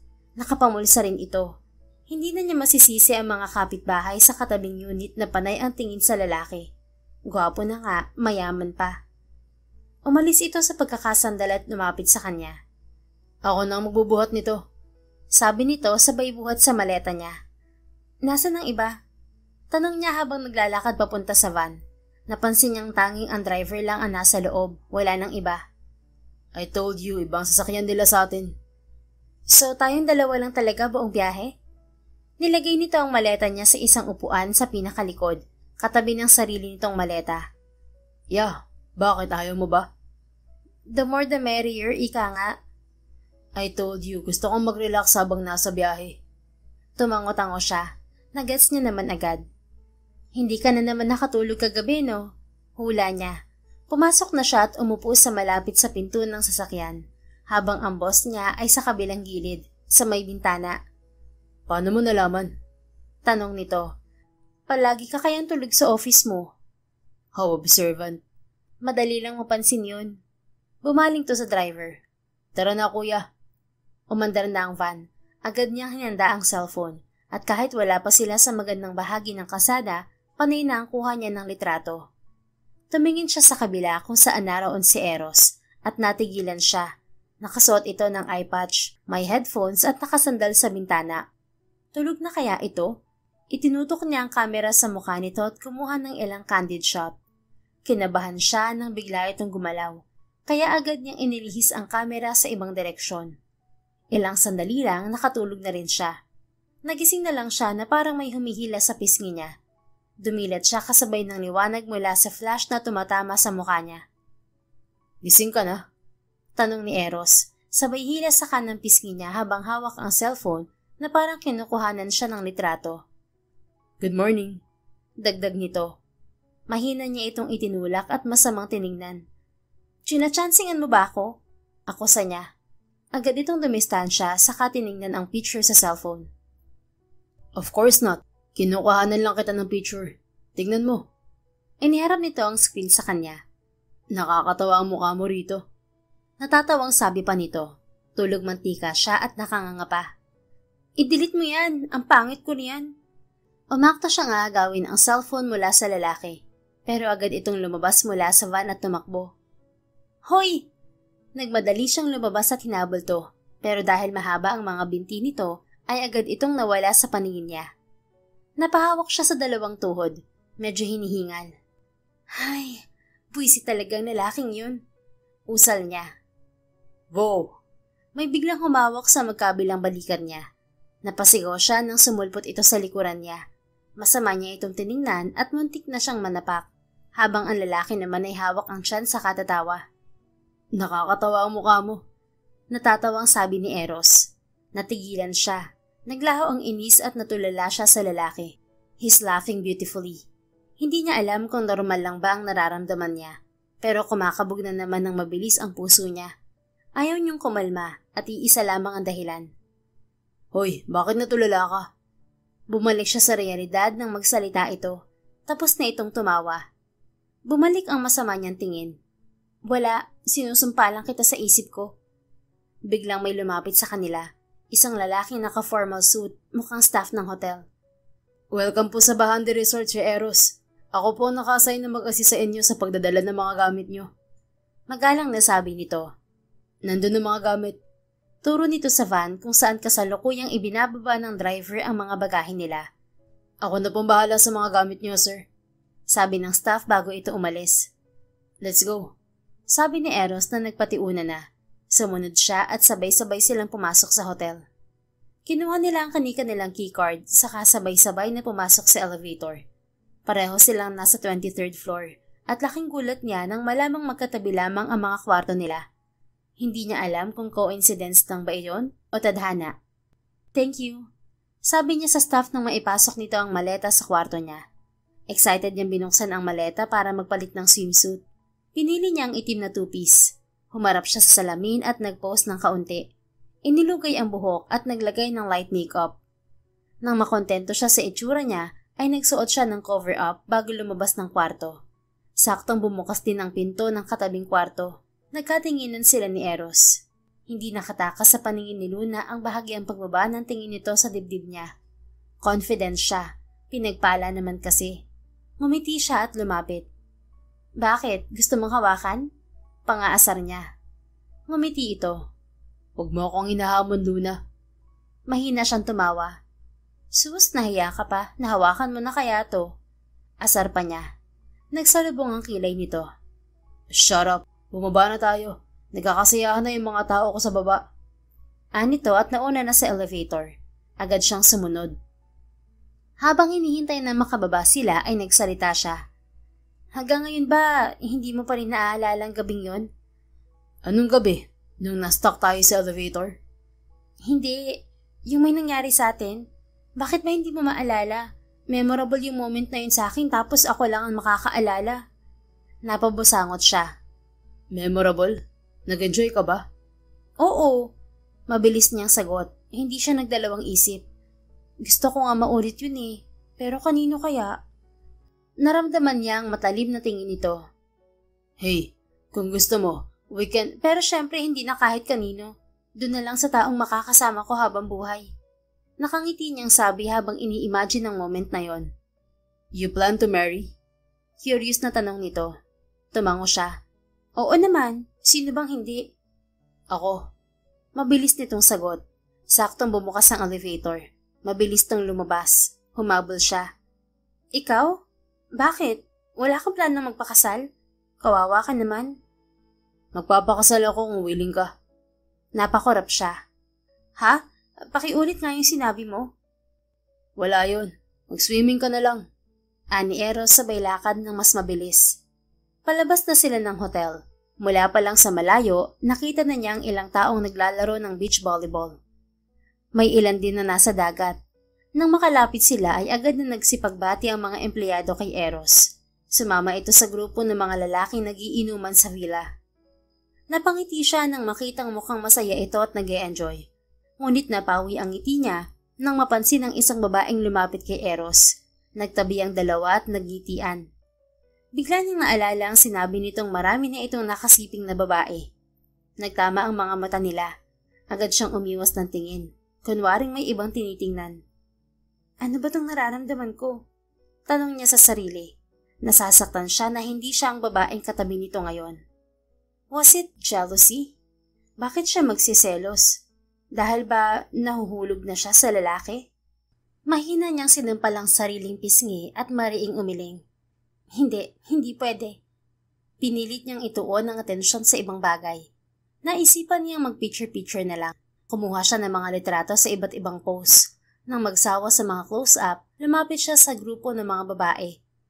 "Hi miss, pwede mo ba akong kunan ng picture?" Magalang niyang tanong sa isang babae. Umarko ang isang kilay nito. "Excuse me, inuutusan mo ba ako?" Napakorap siya. Hindi naman. Gusto ko lang naman sanang magpakuha ng picture." Pilit siyang ngumiti kahit parang gusto na siya nitong awayin. Lumapit ito ng bahagya. Nakakrus ang mga braso at taas na ang tingin sa kanya. "Ikaw yung bagong assistant ni Sir Eros, di ba?" Tanong nito na para bang nahahamon ng away. "Oo, ako nga. Bakit? May problema ka ba ron?" Tanong niyang may halong pagtataka. "I remember you. Ikaw yung nanggulo sa kumpanya dati. Nagsisigaw ka pa. At ang mas nakakahiya pa, pinangalandakan mong may utang sa'yo ang boss natin." Madiin ang sabi nito. Matalim ang tingin na para bang ito ang ginawa ng mali. "Ang weird lang kasi I actually had a background check on you. Dati ka palang waitress." Natigilan siya. Nagsalubong ang mga kilay niya. "O bakit? Totoo naman, di ba? Scandalous kang babae. Wala kang experience sa ibang kumpanya kaya nakakapagtaka na bigla ka nalang natanggap bilang assistant niya. Ngumiti ito ng mapangutya. Tell me, anong ginawa mo para mapunta sa ganyang posisyon? Inakit mo ba siya? Mariing kumuyom ang kamao niya. Gusto niya lang namang mag-enjoy. Hindi naman siya panghabang buhay sa posisyong yon. Sa katunayan, malapit nang matapos ang 1 buwan. Hindi ko siya inakit. Kung nagsiselos ka dahil mas malapit ako sa kanya, don't worry, employee at boss lang ang relasyon namin. At saka mahilig si boss sa babae. Kahit sino, pinapatulan niya. Kung gusto mo, ikaw ang umakit sa kanya. Tignan natin kung papatulan ka. Kaso, saglit siyang tumigil at pinasadahan ng tingin ng katawan nito mula ulo hanggang paa. Hindi siya mahilig sa maliit eh. Agad na dumaan ang galit sa mga mata nito. Sinasabi mo bang maliit ang dibdib ko? Itinuro nito ang sariling dibdib. May problema ba yung mata mo? Bahagyang nag-bounce ang dibdib nito. Hindi nga maliit. Sa katunayan, doble ang laki kumpara sa kanya. Oh, may sinabi ba akong maliit ang dibdib mo? Ang ibig kong sabihin, yung utak. Hindi mahilig si boss sa maliit ang utak. Pagtatama niya, mas lalong namula sa galit ang mukha ng babae. Biglang pumesto sa likod niya ang 2 babaeng kasama nito. Umatras siya ng bahagya ng umakto ang babae na susugurin siya. Pero biglang sumulpot si Eros. Anong problema? Tanong nito. Bigla itong umarteng umiiyak. Napangiwi siya. Ano namang kaartehan to? Anya sa isip. Sir Eros, sinabihan niya ako ng masasakit na salita. Sabi niya hindi raw ako fit sa position ko. Sumbong nito kahit hindi naman totoo. Umikot ang mata niya. Ngumisi si Eros. Sinuksok nito ang kanang kamay sa bulsa ng pantalon saka tumitig sa kanya. Magaling kumilatis ang assistant ko. Kapag sinabi niyang may mali talaga. Natawa siya. Hindi niya inasahan yon pero hindi rin naman siya nagulat. Umawang ang bibig ng babae. Mas natulala. Pero this time, dahil sa kahihiyan. Biglay iniabot ni Eros ang kamay sa harap niya. Doon tayo sa malayo, maingay rito. Aya nito. Agad niyang tinanggap ang kamay nito. Habang paalis sila, nilingon niya ang babae at dinilaan to. Akala mo kung sino? Sino ba yun? Nagpapapicture lang naman ako tapos kung ano-ano nang sinabi. Sa kanya lang inilabas ang inis nang makalayo na sila. Tahimik ang lugar. Mahangin. Hindi masyadong mainit. At may duyan na nakatali sa 2 matayog na sanga ng punong malapit sa kanila. I could fire her if you want. Maling binastos niya ang assistant ko. Wag na. Agad niyang tanggi. Kawawa rin. Baka may pamilyang sinusuportahan. Tsaka type ka nun. Nagselos yata kasi mas maganda ang assistant mo. Pabirong sabi niya. Sabay silang natawa. Kaya pala ang hangin, no? Biro rin ito. Totoo namang maganda siya. Maganda ang kurba ng katawan, maputi at chinita. Best asset niya ang mahaba at tuwid niyang buhok. Madalas lang yung nakalugay dahil hindi naman nagugulo kahit malakas ang hangin. Isinandal niya ang phone niya sa malaking batong nakabaon sa buhangin, saka nag-post ng iba't ibang anggulo gamit ang nakatimer na kamera. Hindi ka ba nahihirapan sa ginagawa mo? Biglang tanong ni Eros. Nakaupo na ito sa duyan. May hawak na stick na nadampot kung saan, habang nagdududal sa buhangin at nakatingin sa kanya. Saka lang niya na-realize na may kasama nga pala siyang pwede niyang mautusan. Kinuha niya ang cellphone at lumapit sa lalaki. Picturean mo ako. Utos niya sabay abot ng cellphone. Umarko ang kilay nito. Inuutusan mo ba ako? Ngumiti siya ng malawak, saka pinagdikit ang 2 palad. Picturean mo naman ako, please master. Ew. Umurong ang ulo nito, hindi maipinta ang pandidiri sa muka. Bumusangot siya. Grabe ka naman mandiri, edi wag. Aalis na sana siya nang agad nitong kinuha ang cellphone mula sa kanya. Eto na. Pipicturean na nga. Dali. Tumakbo siya sa tabi ng dalampasigan saka tinaas ang 2 kamay. Agad nitong tinaas ang cellphone at itinutok ang kamera sa kanya. Maganda ba? Tanong niya. Oo, maganda. Kinikilig siyang napangiti kahit simpleng sagot lang yon. Nag-post siya ng iba't ibang pose. May nakatawa, nakapisign, nakatayo lang habang simple ang ngiti, at meron ding nakaharap sa dagat habang litaw na litaw ang papalubog na araw. Nang magsawa siya, tumakbo siya pabalik sa lalaki. Patingin ako. Napansin niya ang mabilis na pagtatago nito ng sariling phone bago iniabot ang phone niya. Nang tingnan niya ay napansin niyang naka-open ang Bluetooth ng phone niya. Bakit naka-on ang Bluetooth? Agad siyang nagsuspetsya. Ha? Pinasa mo ba ang picture ko sa phone mo? Anyang hindi makapaniwala. Kumunot ang noo nito. What are you talking about? Ano namang gagawin ko sa picture mo? Maang-maangan ka pa. Nakita kaya kita. Nataranta ka pa nung ibinalik mo ang phone mo sa bulsa mo. Kumamot to sa ulo, saka lumakad at umupo sa duyan. Humiga pa na parang hindi siya kausap nito. Iritado siyang lumapit. Hoy, kinakausap pa kita. Fine. Pinasa ko nga ang picture mo sa phone ko. Gagawin ko yung panakot sa mga toddler kong pinsan. Pag-amin nito.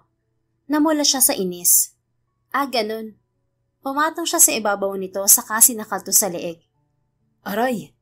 Anong panakot ha? Sa ganda kong to gagawin mo lang na panakot ang picture ko.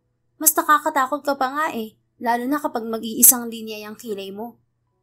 Kumapit ito sa kamay niya. Tila nahihirapan ang huminga. Hindi naman mahigpit ang pagkakasakal niya pero sapat lang para mahirapan to. Hey, stop! Get away from me! Hindi ko pa nakakatakot sa lagay na yan. Nagpumiglas ito. Aalis na dapat siya kaso biglang dumulas ang kamay niya. Sakto namang kumapit to sa bewang niya kaya nasubsob siya sa mukha nito. One wrong move at magdidikit na ang mga labi nilang dalawa. Kapwa na laki ang mga mata nila. Hindi siya agad nakakilos. Para siyang nabato-balani. At ngayon niya lang din na-realize ang posisyon nilang dalawa. Nasa ibabaw siya nito. Agad siyang umalis sa ibabaw nito nang may marinig silang mga boses na papalapit sa pwesto nila. Sure ka ba sa nakita mo? Oo nga, dito talaga pumunta si boss, tsaka yung assistant niya. Silang dalawa lang? Ano kayang ginagawa nila? Kaya nga tayo nandito para malaman. Nagkatinginan sila ni Eros. Malakas na tikhim ni Eros. Sakto namang nakalapit na ang dalawang babae at tila na estatwa nang makita sila. Ngayon lang marahil na-realize ng dalawa na malayo pa lang, dinig na ang mga boses ng mga to. Boss, may party pong hinanda si Director Choi. Baka raw po pwede kayong makijoin sa kanila. Agad itong nakahanap ng dahilan. Really? Opo, boss. Doon po sila sa villa. Nagkakasiyahan po sila ron. So, maiwan na po namin kayo. Sumunod na lang po kayo. Agad na hinatak ng isang babae ang kasama nito at nagmadaling umalis. Nagkatinginan sila ni Eros pero agad siyang umiwas ng tingin. Pakiramdam niya ay sobrang pula na ng mukha niya. Buti na lang at medyo madilim na kaya hindi yun halata. Let's go. Nagkakasiyahan na raw sila ron. Aya nito saka na unang naglakad. Sumunod siya. Mabagal lang ang lakad habang nakasunod sa likod ng lalaki. Kanina lang ay narinig niya pag-uusap ng dalawang babae tungkol sa kanila. Ngayon lang nag-sink in sa kanya. Pwedeng pumangit ang tingin ng mga tao kay Eros at maging pulutan sila ng chismis kapag nasa workplace na sila. Noong una wala naman siyang pakialam. Ang gusto niya lang naman ay matapos ang isang buwan at makuha ang pera. Pero ngayon, she's starting to care. About everything he does. Kung ano ang makabubuti sa lalaki at sa nararamdaman niya. Pagdating nila sa villa, maingay na. May nakaset up na neon lights, may karaoke, at may babae at lalaking nagduduwit sa harap. May mga nagsasayawan, nagiinuman, at may pagkain rin habang ang ilan ay nasa gitna at naliligo pa rin. Oh, nandito na pala si boss. Biglang sabi ng isang lalaking naka-shorts lang habang may hawak na bote ng beer. Lumapit to kay Eros. Boss, inom na. Aya pa nito.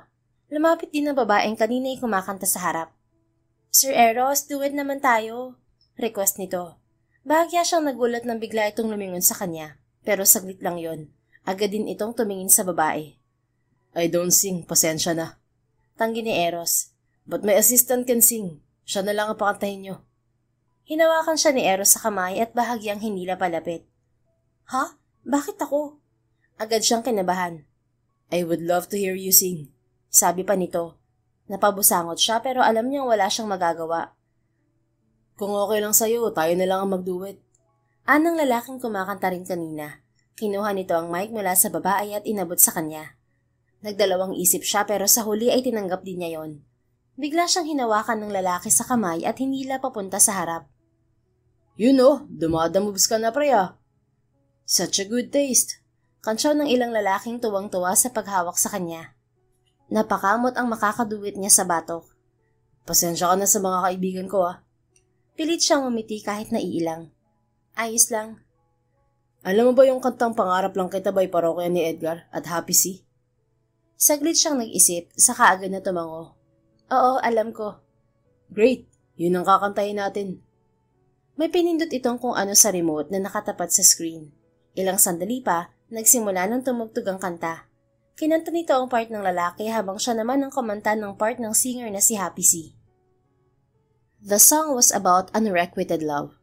Pangarap lang kita. Isang bagay na hindi pwedeng maging sayo. Sabi sa kanta, prinsesa ka, ako'y dukha.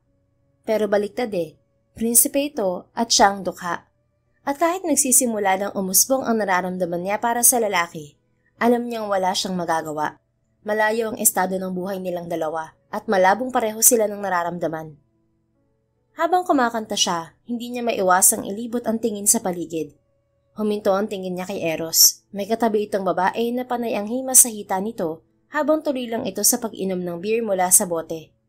Nakatitig to sa kanya. Hindi niya alam kung ngayon lang yon o kanina pa. At hanggang matapos ang kanta, hindi naputol ang tinginan nilang dalawa. She hoped that the song reached him. She hoped he realized that the lyrics mirrored her feelings. She hoped he knew. Ang galing mo palang kumanta. You have such an angelic voice. Puri ng lalaking kaduwit niya. Ngumiti siya. Salamat. Actually, muntik na nga akong pumiyok Well, at least you made it till the end. Yeah. Wanna sing another song? Hindi na. Medyo nagugutom na kasi ako Siguro kakain muna ako. Oh, okay. Imanalik niya ang mic sa lalaki saka dumiretso sa mesa na puno ng pagkain. Pinili niya ang magaan sa tiyan at mabilis na kumain. She's not a party person. Ang unang beses na nakaranas siya ng maingay na lugar ay noong pumunta siya sa bar at ang mas malala, may naka one night stand pa siya. Mas lalong masama dahil ang lalaking yun ay boss niya na ngayon. Nagstay lang siya roon ng ilang minuto bago nagpaalam na babalik na sa hotel room. Medyo bored na rin kasi siya at talaga na out of place. Bukod sa hindi niya naman kilala ang mga tao roon, ay ramdam niya ang lihim na animosity ng ilang mga babae sa kanya. Pagdating sa unit ay agad siyang naligo, tinuyo ang buhok at natulog. Nagising siya bandang 2:00 ng madaling araw. Pinilit pa niyang matulog, pero wala na talaga. Gising na ang diwa niya at mahaba-haba pa ang oras bago sumikat ang araw. Tapos na kaya ang party? Nagsuot siya ng jacket at naisipang lumabas ng hotel. Tahimik na ang paligid. Wala na siyang naririnig na karaoke kaya malamang ay tapos na. At tulog na rin ang mga tao. Oo, yun lang ang akala niya. Napansin niya ang isang lalaking nakaupo sa tabi ng dalampasigan. May 3 bote ng alak sa tabi nito. 2 ay nakahiga na at mukhang wala ng laman, habang ang isa ay nakatayo pa, tila hindi pa nabubuksan. Bukod doon, may hawak itong bote habang tuloy-tuloy sa pag-inom. Malayo pa lang ay nakilala na niya agad to. Si Eros yon. Hindi ba nalalasing ang taong to? Lumapit siya. Naiilang pa rin siya pero wala na siyang pakialam. Eros? Tawag niya rito. Umangat ang balikat nito sa gulat. Are you planning to give me a heart attack? Anito habang hawak ang dibdib. Natawa siya bago umupo sa tabi nito. Bakit umiinom ka pa rin? Tanong niya. Bumalik ang tingin nito sa dalampasigan. Bilog na bilog ang buwan at payapa ang dagat. Hindi ako makatulog We, 2 a.m. na. Ibig sabihin buong magdamag kang gising? Well, may party pa kanina. Mga 11 na tapos yun. Kahit na, tulog na ang lahat. Dapat natutulog ka na rin. Ikaw ba? Bakit gising ka pa? Lumingon to sa kanya. Nagising ako tapos hindi na ako makabalik sa pagtulog. Samahan na lang kita. Mukhang kawawa ka naman kung mag-isa ka lang dito. Matunog tong tumawa saka ibinalik ang tingin sa dalampasigan. Muli itong uminom ng alak. Ilang minutong katahimikan bago ito muling nagsalita. Yung kanina, what do you think of Mr. Sager? Ha? Kumunot ang noo niya. Sager? Sino yun? Yung lalaking nakaduwit mo. Sagot nito. Yun ba? Mabait siya, gwapo at maganda ang boses. Yun ang tingin ko sa kanya. Bakit? Bakit gusto mong malaman? Siya naman ang nagtanong. Umiling lang ito. Kakamit mo lang sa tao tapos mabait na agad. First impression lang naman. Tapos yung akin mayabang. Hindi niya napigilang matawa. At least mas kilala na kita ngayon at mayabang ka pala talaga. Hey! Nagbabanta ang boses nitong lumingon sa kanya. Nag-peace sign siya. Ingat ka dun, babaero yun. Dagdag nito. Oo. Sumang-ayon na lang siya para hindi na humaba pa ang usapan. Isang mahabang katahimikan na naman ang namayani sa pagitan nila kaya nag-isip siya ng ibang pag-uusapan. Palagi ka ba nagpupuyat tuwing gabi? Curious niyang tanong. Yeah, I did some work. Tinatapos ko yung mga pending task para sa umaga, konti na lang ang gagawin ko at may oras ako matulog. Bakit mo naman isinasakripisyo ang tulog mo sa gabi para lang matulog sa umaga? Normal ba yun? May insomnia ako. So what do you expect? Malala ba yung insomnia mo? Sobra. Kahit pagod na ako at gusto kong magpahinga, hindi ako makatulog. Nakahiga lang ako buong gabi, gising ang utak ko. Parang lagi may iniisip kahit wala naman. Hindi niya naiwasang maawa rito. Hindi rin niya ma-imagine ang pakiramdam na gising buong magdamag. Ang lala naman, hindi ka ba nagpatingin sa doktor? I did. Sabi ng doktor, stress daw. Overactive daw ang utak ko kahit gabi na. Binigyan ako ng sleeping pills pero ayokong masanay. Natatakot akong hindi na ako makatulog ng normal kung palagi kong iinumin yun. Bigla niyang naisip ang isang gabi na magkasama sila. Pero nakatulog ka naman nung na-stuck tayo sa elevator Nagtataka niyang sabi. Lumingon to sa kanya. Hindi niya inasahan ang payapang ngiti sa mga labi nito. Ayaw na namang kumalma ng puso niya. You should know why. Ha? Kaya nga ako nagtatanong kasi hindi ko alam. Maybe because I was with you. Payapa ang isip at puso ko nung kasama kita nun. Seryoso ang sagot nito at halatang hindi nagbibiro. Napakapit siya sa dibdib. Sobrang lakas ng kabog niyon. Kahit anong gawin niya, ayaw kumalma ng puso niya. Dahil sa kanya kung bakit ito nakatulog? Anong ibig sabihin niyon? Imbis na mapayapa ang isip niya, lalo lang yung ginulo ng mga sinabi ng lalaki. Agad niyang inagaw ang hawak nitong beer. Hey! Tinuga niya yun at inubos ang laman, saka hinarap ang lalaki. Ang tapang? Ang pait naman ito? Reklamo niya. Pakiramdam niya ay tinamaan agad siya. Kahit malamig ang panahon, nagiinit ang katawan niya. Tumawa ang lalaki. Nakakagulat ka talaga. Minsan napapaisip ako kung ano na naman ang sunod mong gagawin. You always surprise me, Luna. Sabi nito sa magaan at malambing na boses. Parang may mga kabayong nag-uunahan sa dibdib niya. Come to think of it, this might be the perfect time to make a move. Hinawakan niya ito as sa magkabilang balikat. Bagay na ikinagulat nito. Are you gonna surprise me again? Eros, kung nakakatulog ka lang kapag kasama ako, gusto mo ba tabi na lang tayong matulog? Ha? Hindi na niya ito hinayaang makapagsalita. Nilapit niya ang mukha sa lalaki at hinalikan to. Agad siyang ginantihan ni Eros. Mas diniin pa nito ang labi sa kanya. Kumapit siya sa balikat nito at ninamnam ang bawat halik. Sa mga oras na yon, isa lang ang laman ng isip niya. Ibigay ang sarili kay Eros. Pero nang lumalim pa ang halik ay bigla siyang itinulak nito palayo. This is wrong. Halos hindi ito makatingin sa kanya. Rejected na ba siya? Eros naman. Tumayo ito. Bumalik na tayo sa hotel.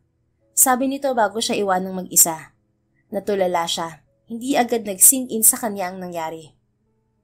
Sa kabilang banda, pagbalik ni Eros sa kwarto ay agad siyang nagsisi. Dapat pala'y hindi na siya umalis. Hindi dahil ayaw niyang mangyari ang lahat ng yon, kundi dahil sa bigat ng naramdaman niya ngayon habang nakahiga sa kama at nakatitig sa kisame. Nagsimula nang magbago ang tingin niya kay Luna. Unti-unti na siyang nahuhulog. Sa totoo lang, napansin na niya ito mula pa lang nung una. Hindi lang niya inakalang lalalim pa pala ang nararamdaman niya. At base sa mga kinikilos nito ay hindi naman siya manhid para hindi mapansing may nararamdaman rin ito para sa kanya. Tanga siya. Duwag. Alam ng lahat ng pangit niyang reputasyon sa media. Playboy, cheater, pleasure seeker at kung ano-ano pa. Ayaw niyang madamay si Luna sa masamang tingin ng mga tao sa kanya. Ayaw niyang isipin ng iba na ginagamit lang niya ito para sa pansarili niyang kaligayahan at hindi niya alam kung gaano ba siya kasigurado sa damdamin niya. Baka mamaya ay masaktan lang niya to. Samantala ay bumalik na rin si Luna sa hotel. Hindi siya umiyak, pero nung gabing yon, samot-saring tanong at pagdududa sa sarili ang paulit-ulit na nag-replay sa isip niya. Hindi na siya pinatulog ng mga nangyari. At kung paano sa isang iglap, after a week of staying on a vacation, ay bigla na lang siyang hindi pinansin ng lalaki. Ngayon last day na nila. Kanina pa siya naglalakad sa tabi ng dalampasigan hanggang sa makita niya si Eros. Nakahiga at nakapikit sa duyan. Lumapit siya, alam niyang gising to.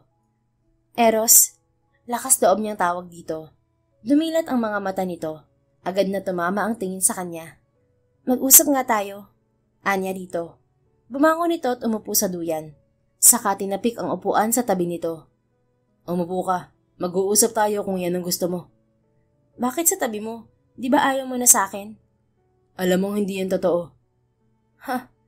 Pagak siyang natawa. Oh well, nandito lang naman ako para mag-sorry. Sorry for kissing you. Yun lang, aalis na ako. Tumalikod na siya. Wait! Biglang tawag nito.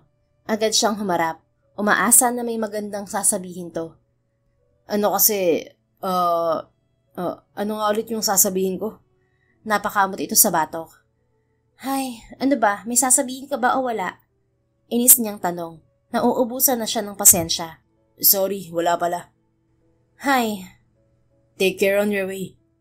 Bahala ka nga sa buhay mo. Padabog siyang umalis. Iritang-irita siya. Sumabay pa na red day niya ngayon. Imbes na mag-enjoy sa last day ng bakasyon, iniinda niya ang sakit ng puson at bigat ng dibdib na dulot ng sitwasyon nilang dalawa. Pagkatapos ng isang linggong bakasyon ay sumabay pa rin siya sa van nito. Walang kibuan, walang biruan. Hindi sila nag-usap. Tahimik lang buong biyahe. Hindi man lang siya nito pinansin. Hanggang sa ihatid siya sa apartment ay nanatili pa rin ang katahimikan. Gustong-gusto na niya itong kausapin. Gusto niyang maayos sila bago sila tuluyang umalis. Kinabukasan na kasi ang huling araw niya bilang assistant nito. Akala niya mahaba pang panahon pero ang bilis lang pala. Kulang ang 1 buwan. Kulang na kulang. Parang ayaw na niyang umalis bilang assistant nito. Pero parang ayaw na rin siyang makasama ni Eros.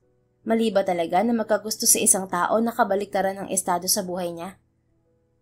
Kung oo, nagsisisi siya. Sana hindi na lang niya ito hinanap at kinulit tungkol sa utang nito. Nang sumunod na araw ay pumasok siya sa trabaho. Kumatok siya sa opisina ni Eros. Come in. Malamig na tugon ni Eros mula sa loob. Pinihit niya ang doorknob at pumasok. Kagaya ng dati, tambak na naman ang mga papeles sa mesa nito. Good afternoon, sir. Bati niya. Good afternoon. Yumuko lang siya saglit saka dumiretso sa desk niya. Meron na rin kasi siyang sariling desk. Ngayon niya pa lang yun magagamit at ang masaklap pa, yun na rin ang huling araw niya roon. Ginawa niya lang ang usual na gawain. Tinapos ang lahat ng dapat tapusin at sinigurong maayos ang lahat bago umalis. Nang mag-alas 5, sinimulan na niyang ligpitin ang mga gamit niya sa desk. Luna. Umangat ang balikat niya sa gulat sa biglang pagtawag ng lalaki sa pangalan niya. Kanina pa sila magkasama sa iisang opisina pero ngayon lang siya nito tinawag. Akala niya ay matatapos ang araw na yon na hindi sila nag-uusap. Lumapit siya sa lalaki. Bakit sir? Ano po yun? Here. May inilapag itong sobre sa harap niya. That's the payment that I promised. Agad niyang tiningnan ng sobre. Makapal yun at punong-puno ng lilibuhin. Hindi na niya binilang. Baka matagalan pa siya. Agad niya yung ibinulsa at pilit nang umiti sa lalaki. Luna. Muling tawag nito. Magulo ang buhok nito at halatang stress na naman. Hindi ka na naman ba nakatulog kagabi? Hindi niya napigilang itanong. Umawang ang bibig nito. Para bang nabigla sa tanong niya. Yes. As usual. Buong gabi lang ako nag-aayos ng mga documents. Hindi maganda na palagi nilang ganyan ang setup mo tuwing gabi.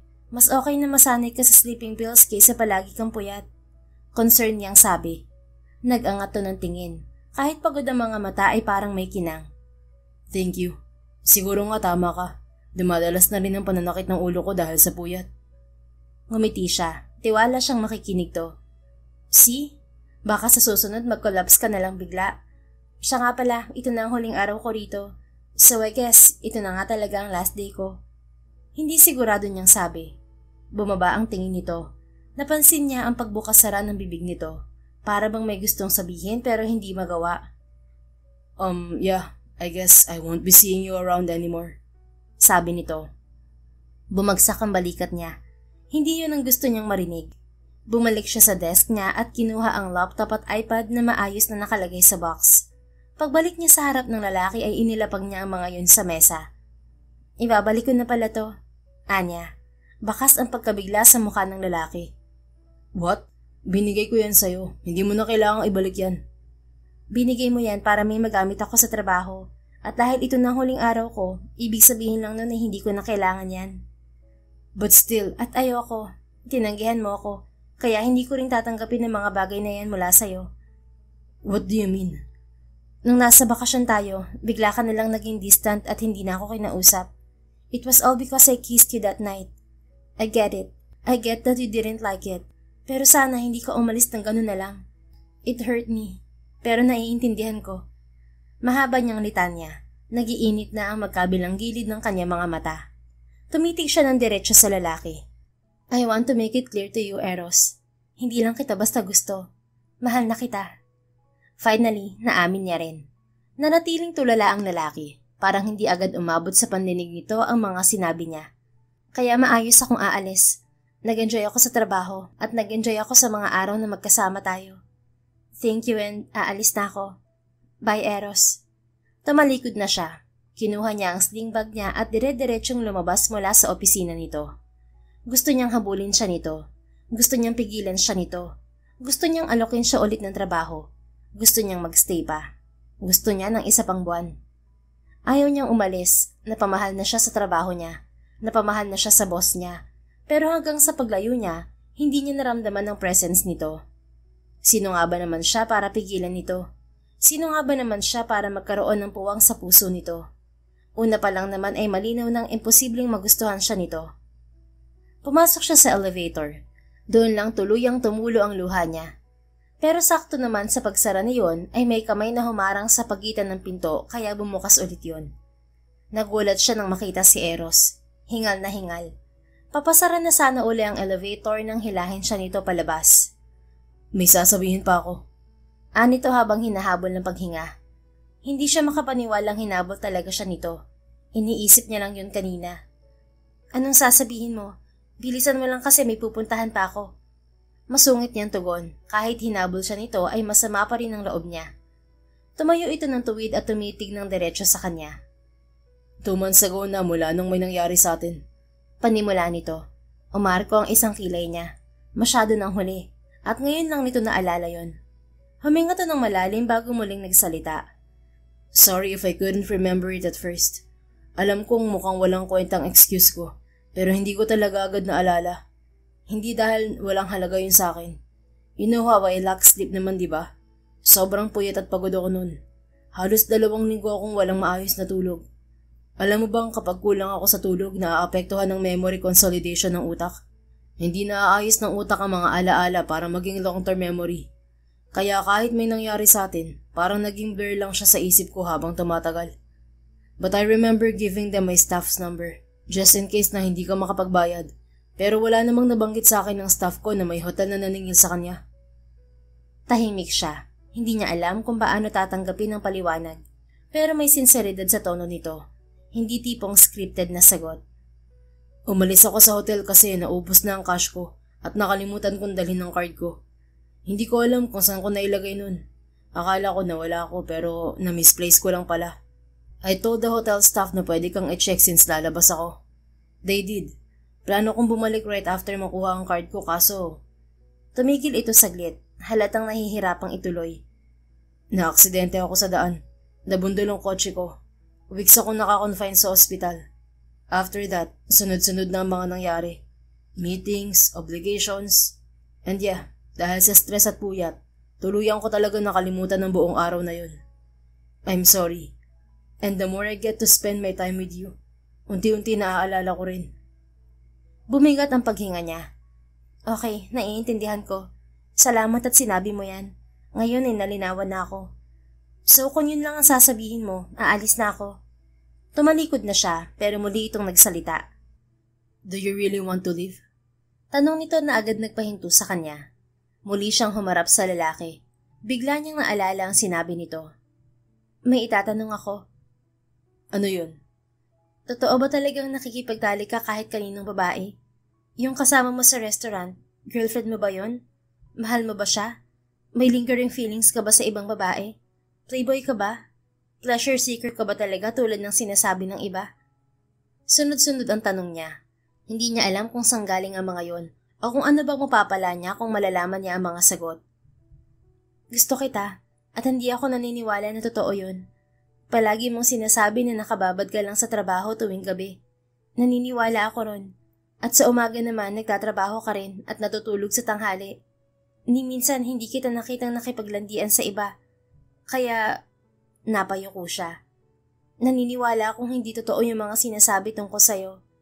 Pero ganun pa man, kahit sabihin ko to, kahit ipakita kong naniniwala ako sa'yo, kahit ipakita kong mabait ako, na understanding at pwede mong pagkatiwalaan, hindi mo pa rin naman ako magugustuhan, di ba? Halos hingalin siya sa haba ng sinabi niya. Umawang ang bibig nito, bahagyang nanlaki ang mga mata, para bang hindi nito inasahan ang lahat ng tanong niya. All those things were just based as rumors. Gawa-gawa lang ng mga may galit sa akin. And about the girl I was with in the restaurant, hindi ko girlfriend yun. Anak yun ng business partner ko na pinipilit akong ihok sa kanya. Paliwanag nito. Hindi siya nagulat. Alam na niya mula pa lang noong una na imposibleng totoo ang mga sabi-sabi ng mga tao tungkol sa lalaki. Okay, naiintindihan ko. At isa pa, Luna, hindi ako magpapaliwanag kung hindi tayo pareho ng nararamdaman. Sambit nito. Parang nabingi siya. Humakbang ito palapit. Hindi kita hahabulin kung wala ka lang sa akin. Anong ibig mong sabihin? Una pa lang dun sa restaurant, nakuha mo na agad ang atensyon ko. I just found it amusing when you shouted at me. Kumurap-kurap siya. Dapat ba siyang matuwa? Masokista ka, no? Tanong niya. Mahina itong natawa. Kaya nung nagpakita ka sa company ko, I wanted you by my side. Nakakatulog ako ng mahimbing tuwing nasa opisina kita. Unang beses ako nakatulog na mahimbing sa gabi nung na-stuck tayo sa elevator. Only then I realized that I fell for you, Luna. Natakot lang ako nung nasa beach tayo dahil baka mahusgahan ka ng iba because of my bad reputation. And I wasn't even sure of my feelings kasi first time tong nangyari sa akin. Pero sa totoo lang, mahal na rin kita. Pag-amin nito. Parang niyakap siya ng mga salitang yon. Parang may batong natanggal sa dibdib niya.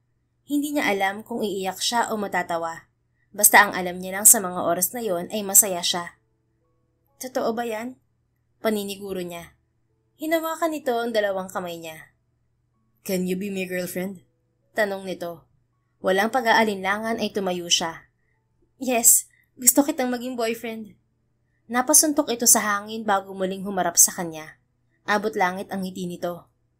Wow, ang sarap sa feeling. Natawa naman siya. Bigla itong napaiwas ng tingin. Oh God, medyo nahihiya ako. Mas lalo siyang natawa. Bakit naman? First girlfriend kita eh. First girlfriend? Ulit niya, bahagyang nagulat. Bakit parang hindi ka naniniwala? Hindi talaga. Sa gwapo mong yan, malakas ang sex appeal mo at maraming babaeng nakakagusto sa'yo. Tapos sasabihin mong first girlfriend mo ko? Huwag ka nang magsinungaling. Okay lang naman kahit pang 100 girlfriend mo na ako eh. Luna, hindi ako nagbibiro. Ikaw talagang first girlfriend ko. May mga nagustuhan ako pero wala ako nakatuluyan kahit isa sa kanila. Anito, hindi ito mukhang nagbibiro. Wow, ano pa? Ano bang first ko sa'yo? Bumaba ito ng tingin. Namumula na naman at parang nahihiya ulit. First one night stand ko yun. Sa'yo. Nalaglag ang panga niya. Totoo? Natatawa niyang tanong. Tumango ito. Yeah, I was pure until I met you. Sana lang hindi ako magiging first ex-girlfriend mo. Of course you wouldn't. Bigla nitong hinawakan ng kamay niya at pinagsalikop ang mga palad nila. Pang third boyfriend kita, mas may experience ako pagdating sa relationship kaya ako ang bahala sa'yo, Eros. Aalagaan kita at poprotektahan. Bumusangot to. Para namang mas lalaki ka sa ating dalawa. Ako pa rin ang gagawa nun. Joke lang. But I'll do better than your ex. I'll make sure I'll be your last. I love you, Luna. Hindi niya alam kung anong magandang ginawa niya sa tanang buhay niya para biyayaan siya ng isang lalaking katulad ni Eros. I love you too. Balik niyang sagot. Sabi nila, love comes in an unexpected way. Hindi mo alam kung kailan darating. Hindi mo alam kung kailan mo siya makikilala. Hindi mo alam kung nasa harap mo lang pala, nakatabi mo sa bar, o naka one night stand na dapat hanggang dun lang. What was supposed to be a 1-month deal as his assistant became a lifetime commitment. And guess what? Hindi lang for lifetime na assistant, Dahil sa ilang taong pagiging magkasintahan nila, ay inalok na rin siya nitong magpakasal. Dahil panghabang buhay na rin silang magsasama, hindi lang sa opisina, kundi pati na rin sa iisang bubong. The End. Kung nagustuhan niyo ang aming istorya, ay huwag kalimutan na mag-like at subscribe. Mag-iingat po tayong lahat. Salamat!